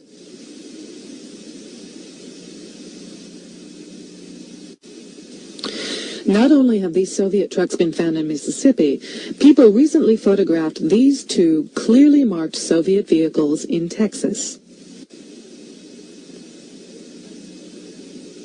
This train full of American-made tanks was one of 7 such trains that passed through Indianapolis en route to Fort Lewis, Washington in June. We were told that this was the 3rd Armored Division returning from Europe. Yet Fort Lewis has such a severe housing shortage that many military families are actually living in tents. Yet this whole division is being sent there. 3 other such trains passed through Indianapolis in early August, one heading to Fort Riley, Kansas, another to Alabama, and the 3rd to Fort Lewis, Washington. Are these tanks part of Operation Garden Plot, to be used to round us up for the slave labor camps, along with the black helicopters and federal law enforcement that look like active-duty military stationed in our roadways as they were in Waco? Welcome to the New World Order. Joining us from Arizona, the story is military-industrial complex prepares mass graves for U.S. citizens. We're getting all these emails pouring in from around the country saying, hey, they've got these in my town, Abilene, and other areas. And it goes with all the plastic FEMA coffins, other reports that have been in the news, where they're in Indiana, Illinois. FEMA says we need to prepare for mass graves. Is it for bird flu? Are they getting ready for World War III? This is being set up at a military cemetery in Phoenix. Let's go ahead and bring the man up. He's been out there taking photos and interviewing people. We've been putting calls in all day to the head of the cemetery. He hasn't called us back yet, but let's go ahead and go to Shepard Ambulance. Shepard, thanks for coming on with us. Thanks, Alex. I appreciate it. How's it going? Good. Tell us how you first discovered this, what's going on there. We have the photos. We have the satellite photos. I mean, you caught them doing this deep into their operation. There's a bunch of other areas where they've buried these crypts. Yes, absolutely. Well, my friend alerted me to this originally, and, he said, what do you make of this? And I told him right away, because, I'm familiar with the FEMA coffins and also some concrete caskets in a cemetery in L.A., and basically we went over and investigated it, took some pictures. One of my friends ended up interviewing a truck driver that was part of the operation, and basically gathered from the truck driver after about 10 minutes of the truck driver kind of beating around the bush. He basically said, look, these are for U.S. military, and four caskets fit in each one of these burial vaults. And basically went on to say, he got paid an awful lot of money to do his job, and sounds like a little bit of a bribe to me or something. And I just want to explain to people, then we're going to pick your brain on this. Explain to folks, this is the way regular military cemeteries work. It's one coffin, one crypt, and then there's space around the graves. They're going in, digging in 10 feet, as you said. We have the photos of this, putting in all of these crypts right up against each other. So I guess this wouldn't be properly marked graves. This is not the way it's ever been done. And they're doing it at night, which is very, very secretive. And then it dovetails in with the FEMA plastic coffins all over the country, Georgia and other areas, confirmed from the company that sold it to FEMA. Centers for Disease Control massing these. I mean, this is like 28 days later or something. This is very frightening. Yeah, absolutely. This is, I kind of got this to you guys a little bit late. I've been working on this, but absolutely, they've been working on it over the last 30-plus days. It's a large-scale operation. I mean, semi-trucks literally every morning, they start during, it's still dark, they start real early. Then they start lining up, literally bringing these things in and just unloading them all day long, stacking them in tightly together. The interesting observation I made was they actually went ahead and laid down what's called ABC or some kind of rock that's, probably 1 to 2 inches in diameter on the whole base of this thing. And now I've done a little bit of research about mass graves in Germany and whatnot, and I thought this could be, aid with the decomposition process, but basically is what I'm thinking is it's some kind of drainage system or bedding that was installed. Yeah, stay there. And I wasn't criticizing you for getting into the project late. I meant you discovered it late in the project, so they're burying them empty and putting a layer over it. You can see that from the aerial photographs. It's just huge complex and just unbelievable, ladies and gentlemen. We'll continue with our eyewitness citizen reporter in 70 seconds when we start hour number 4. Jason Douglas just got news. He just talked to Ellis, the director of the Phoenix Department of Veterans Affairs National Memorial Cemetery in Phoenix, Arizona, 225-acre facility. Now, we know how they dig the graves. They're single-person crypts. They put the coffins in. There's space. You've seen Arlington Cemetery. You've seen it all. These are being buried. They never do that. Beforehand, covered up, and they're then setting them right next to each other. And these are crypts that can hold 4 coffins, or if you don't put people in coffins, it can hold even more than that. And our guest has done the math on this, Shepard Ambulance. And Shepard, we're going to go to you in just a moment, but I wanted to go to Jason Douglas, who does graphics, video editing, and producing for the Jason Burma Show and this show, along with Rob Dew, doing a great job. You finally got a hold of the director of the National Memorial Cemetery there in Phoenix. What did he tell you? Well, he basically just said that this is completely commonplace, that they dig these graves ahead of time. They only get 2 days' notice once they know who's going to be interred. But I asked him if he could comment on who was actually going to be put into those graves or if he knew anything about the content of the graves. He wouldn't make a comment on that. He seemed like he had this pretty well-prepared speech. He didn't... Yeah, it's just normal to have 4,000 graves, just what we can count on the surface. That's supposedly normal. Right, supposedly normal. He said everything was above board. I mean, supposedly only 4,500 troops have died in Iraq. So, I mean, suddenly they just need all these graves. Yeah. At just one cemetery, and we're getting reports they're building these at military cemeteries everywhere. Right. Yeah, we've also had reports in Abilene, Texas. We're asking people to write in online. I've posted some videos and shown the pictures online. People are making comments, so hopefully we'll get some more reports of other mass graves. Hi, how you doing? I'm Bickle, and I want to introduce you to what we call the killing fields. Here's one of FEMA's projects. 500,000 body casket liners on the railroad tracks.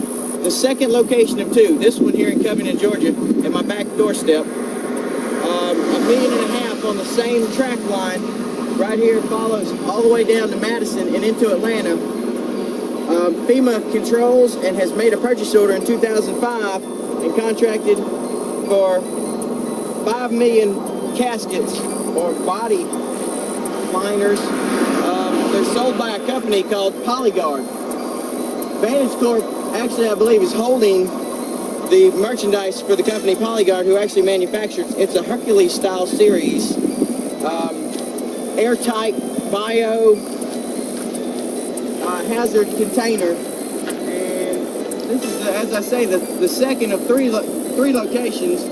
This being the second that I know of, the first one in Madison, and overall, I think the order is about 500,000 to 2 million caskets total that we have seen, which there may be more undisclosed locations that we don't know.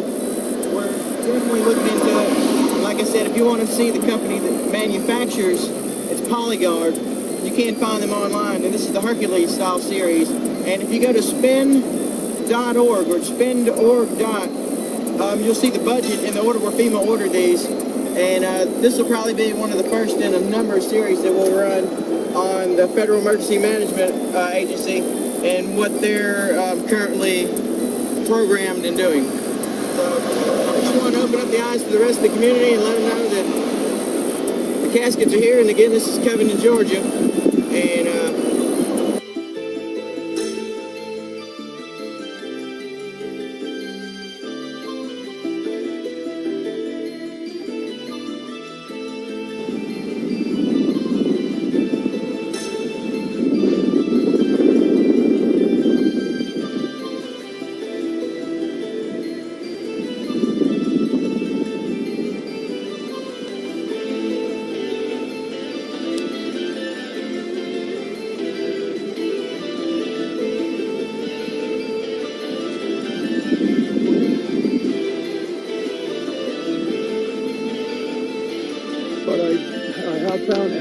covering a lot of stuff up. It looks like they're putting these vaults in the ground and they're covering this stuff up. So we're going to move on over here to the better part of the better video of the vault. There's the vault.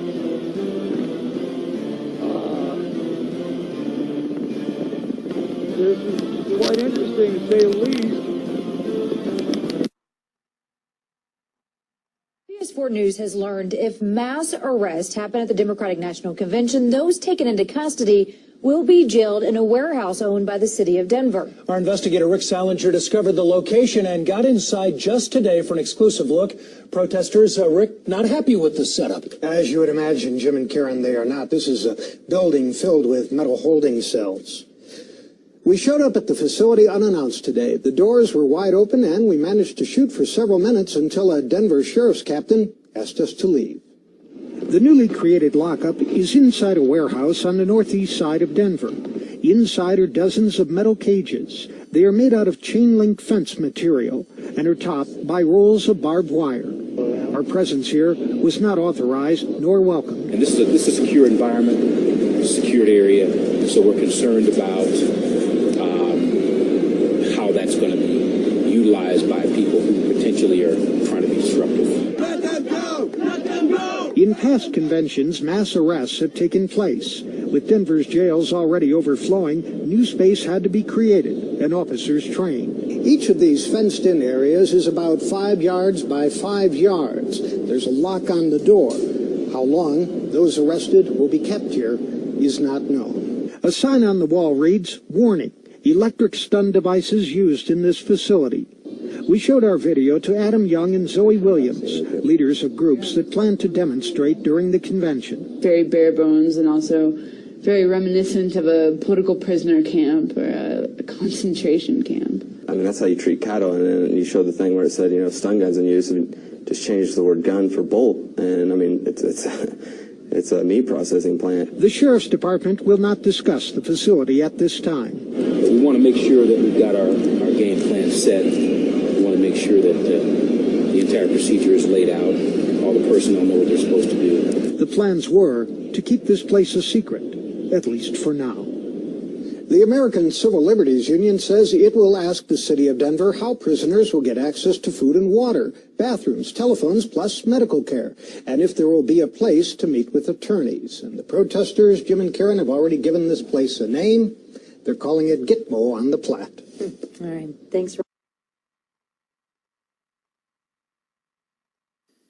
These are actual government documents of the receiving station where you would be processed initially into the FEMA camps. As you can see, they have a place for showering, medical and immunization, disinfection, clothing issue, holding cells, where the forms are prepared, photographs taken, etc., property impounded, records reviewed, and you can see the outer fence area of this FEMA camp.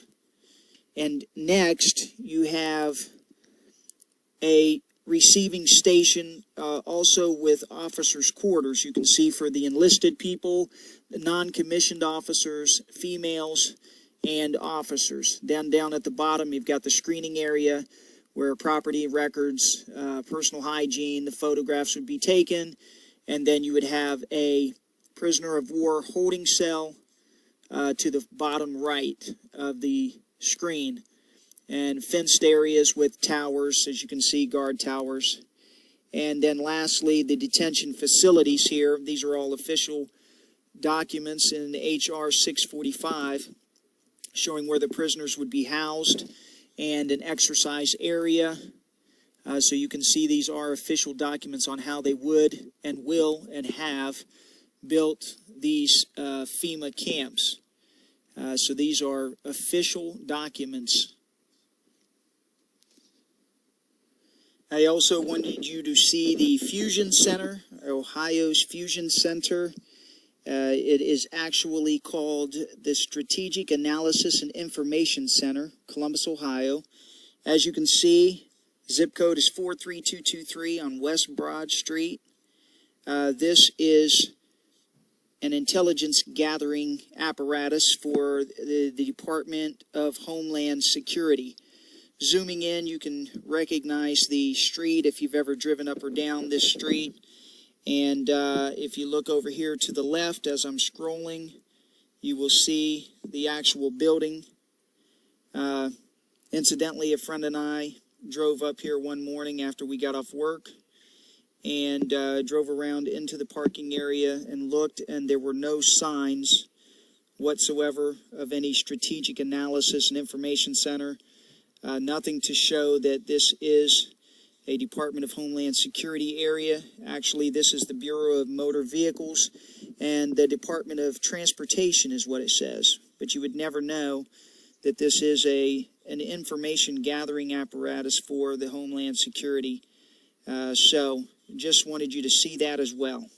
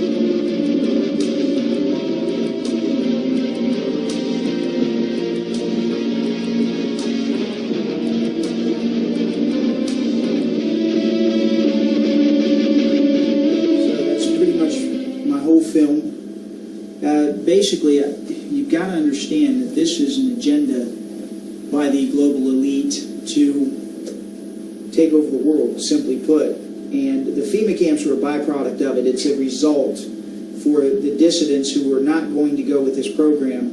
You've seen that the Department of Homeland Security labels Iraqi troops as coming home as possible, terrorists, low-level terrorists on the news. The Department of Homeland Security had several different articles where they've said that, that people who believe in the Constitution, as you saw in part of the film, go around with bumper stickers on their cars saying down with the New World Order, or audit the Federal Reserve, such as my shirt says here, it could be possible terrorists. You have Obama now bringing about this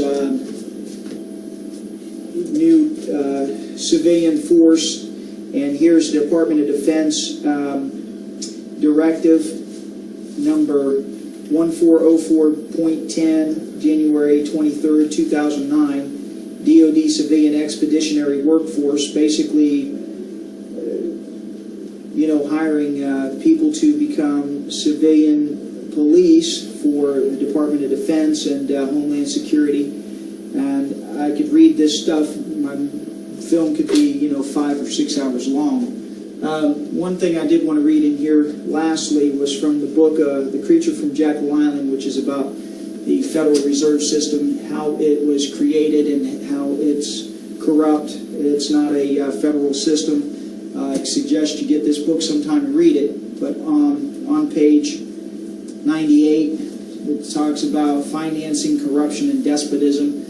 And it says, nowhere is the pattern more blatant than in Africa, talking about FEMA camps. One of the things it says in Tanzania, it's notorious for villagization programs in which the army has driven the peasants from their land, burned their huts, loaded them like cattle into trucks for relocation into government villages. Purpose is to eliminate opposition by bringing everyone into compounds where they can be watched and controlled. Meanwhile, the economy staggers, farms have gone to weeds, and hunger is commonplace. Yet Tanzania has received more aid per capita from the World Bank than any other nation. They get it from the IMF, the World Bank, they give them all this money, but the government's using it to break the economy there, to break the civilization there. In Uganda, government security forces have engaged in mass detentions, torture, and killing of prisoners. The same is true under the terrorist government of Zimbabwe. And the last portion of my film that you've seen was, which is a matter of fact right here,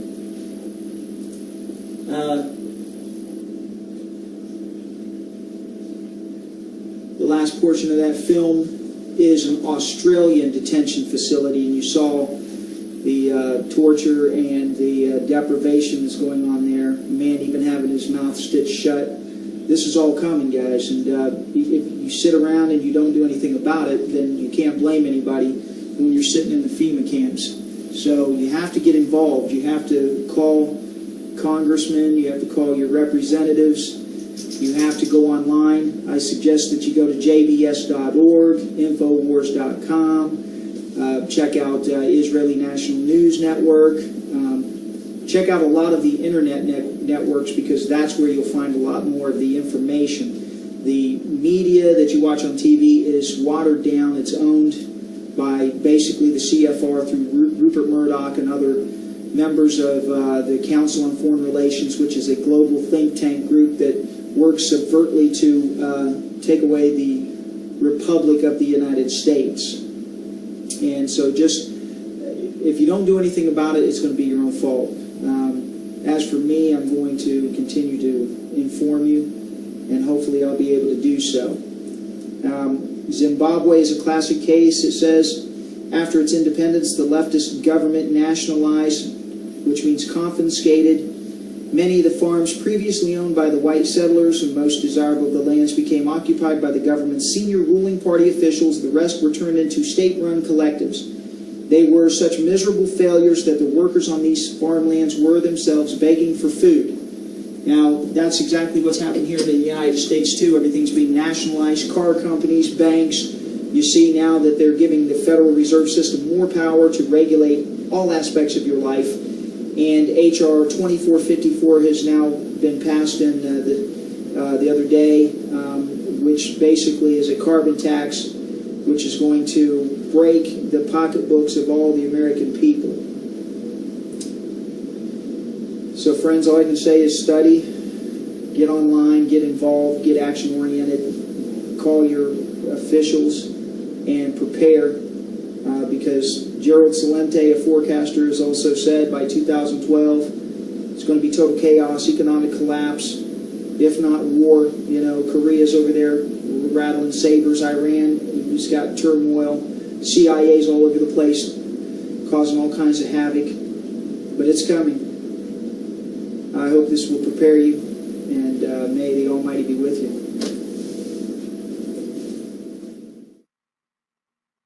Take two, Q Howard. I don't have to tell you things are bad. Everybody knows things are bad.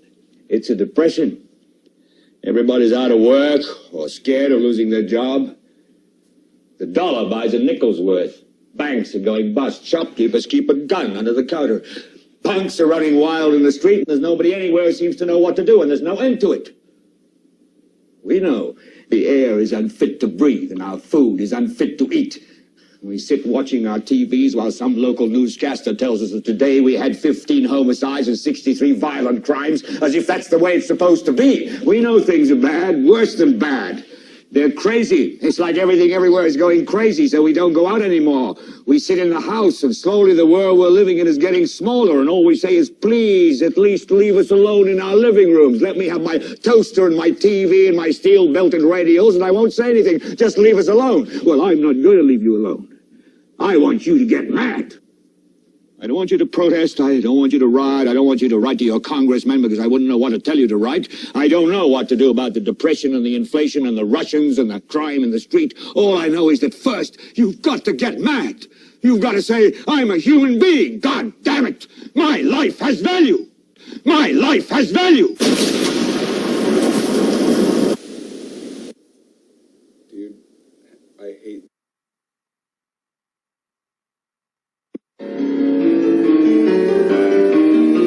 There is something that he has done and is legitimately lost, and that is your freedom as an individual human being to be free, to do your own thinking, to be your own person. That is lost. You have been taken over and you don't even know it. And he said that the reason why? Cause and effect. The people who are behind the scenes of government in this country, their greatest enemy is you. Don't know what you're doing. Don't know what you're thinking. Stick to watching TV. Then they'll just ignore you, leave you alone.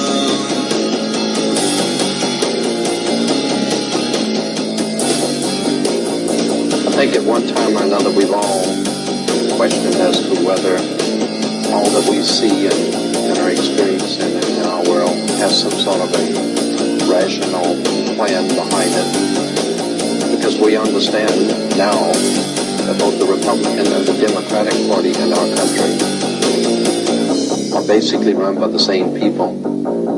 The same money finances both sides. We now know, of course, through the work of many historians who have spent their life working on research that show us that both sides of world conflicts have always been financed by the same people.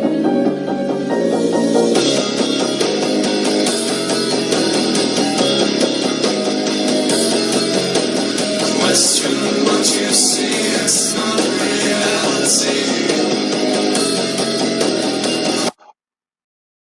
In these camps, criminals must be executed efficiently. Firing squads are one method, hanging is another, lethal injections yet another, but the most efficient of all is probably the guillotine. For mass killing, gassing is still the best. There are rules and regulations in American law that dictate how prisoners can be executed, and into those rules a few new clauses have recently been added. One of the new clauses was added by the Obama government, which was a clause that included decapitation by guillotine as a new acceptable method of execution.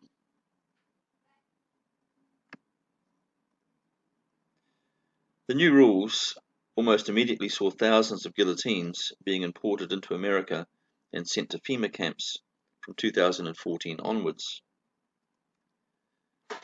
FEMA camps are really designed to become military camps and prisons in the event of civil war in the USA.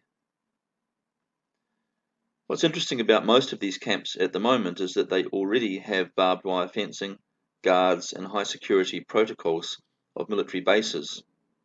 It's not even yet a state of emergency or of martial law in the land. Do they know something that we don't? Each of these 800 camps in the United States is capable of holding about 20,000 prisoners. There's one in Canada on its own that's capable of holding about 1 million prisoners. There are also 300 makeshift mortuaries spread across the country, that is the USA at the moment, as if in readiness for a massive death toll from some calamity. The guillotine law, code ICD 9E978, was passed as House Bill 1274 in 2010 under President Obama, and since then the United States has acquired 14,000 guillotines and counting. And what's curious about the reason given for preferring guillotine to electrocution or lethal injection is the lack of damage done to organs that they may hope to harvest from the executed. And we're going to look at a couple of videos that talk a little bit about this topic.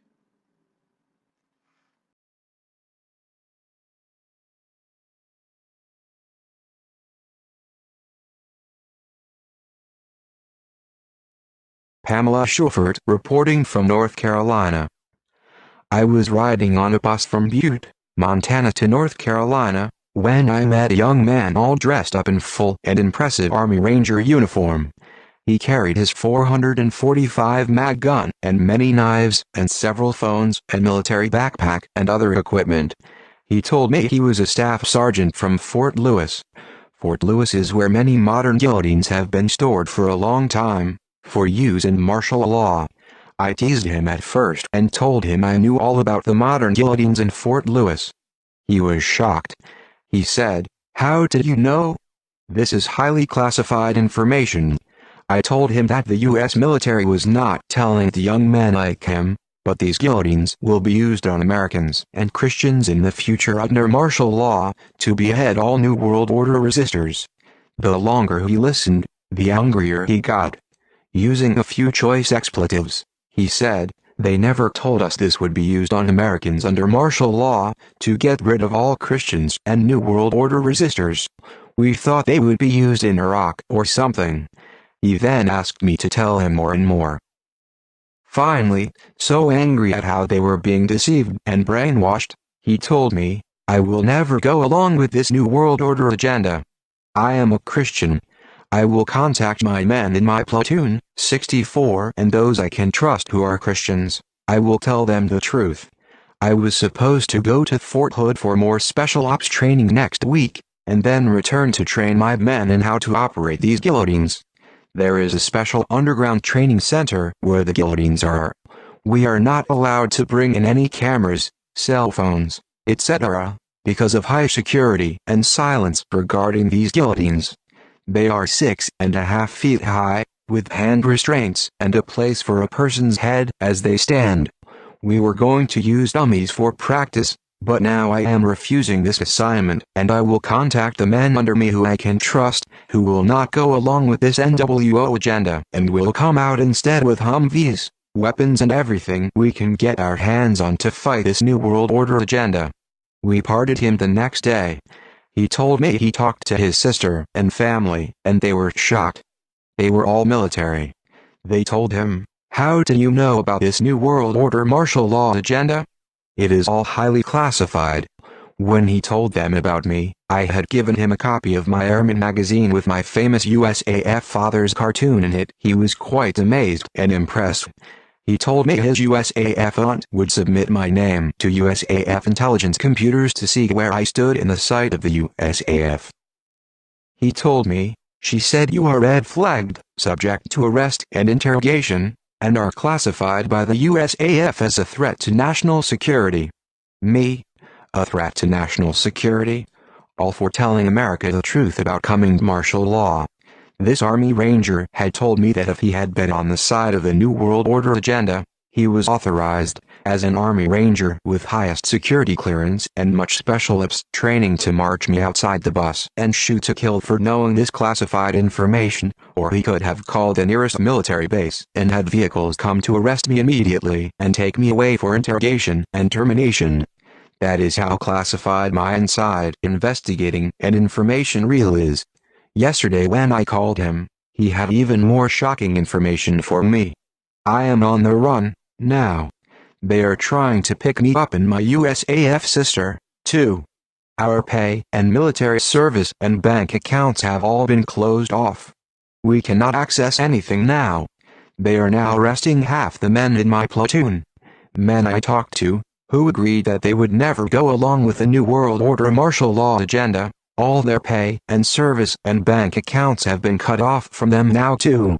Military helicopters and Humvees are surrounding their homes. They are being watched and picked up one by one. One man in my platoon defended himself when they broke into his home, shooting 5 military soldiers trying to take him. In the process, some were killed before they were able to arrest him. We are on the run now, my sister and I. They are after us, too. I am actively now on the phone with Staff Sergeant Donnie. His aunt, who ran my name through USAF computers, is now being questioned by USAF authorities. I am sure they are angry with me right now, as well. They may be searching for me at this time, as well, with this military scandal breaking and me in the middle of it. Get this word out to everyone. These brave military men are paying the highest price to say they will never go along with this New World Order military agenda to kill innocent Americans and to destroy our Constitution and our freedoms and people of faith and character in our nation. Pray for the men they are now hunting down like dogs, to be interrogated and killed. Pray also for me. I may be picked up soon for my role on this military scandal. Pray for the mercy of Yahweh the Messiah to preserve me through all this. Forward this breaking news to everyone on your email list. Now you know the guillotines are real. He told me they are everywhere, in Fort Hood, Fort Bragg, Fort Lewis, in all the U.S. military bases, including Germany, where he was stationed. Yes, Europeans will be beheaded for their faith as well in the New World Order. Pass this on and pray for me. For Donnie and his Christian men, they are hunting down from Fort Lewis.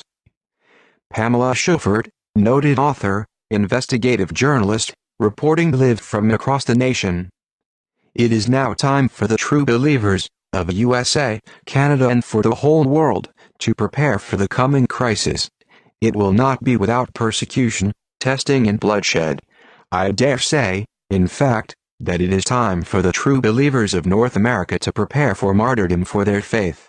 End-time Bible prophecy is about to unfold in this nation, as never before, and I can prove it.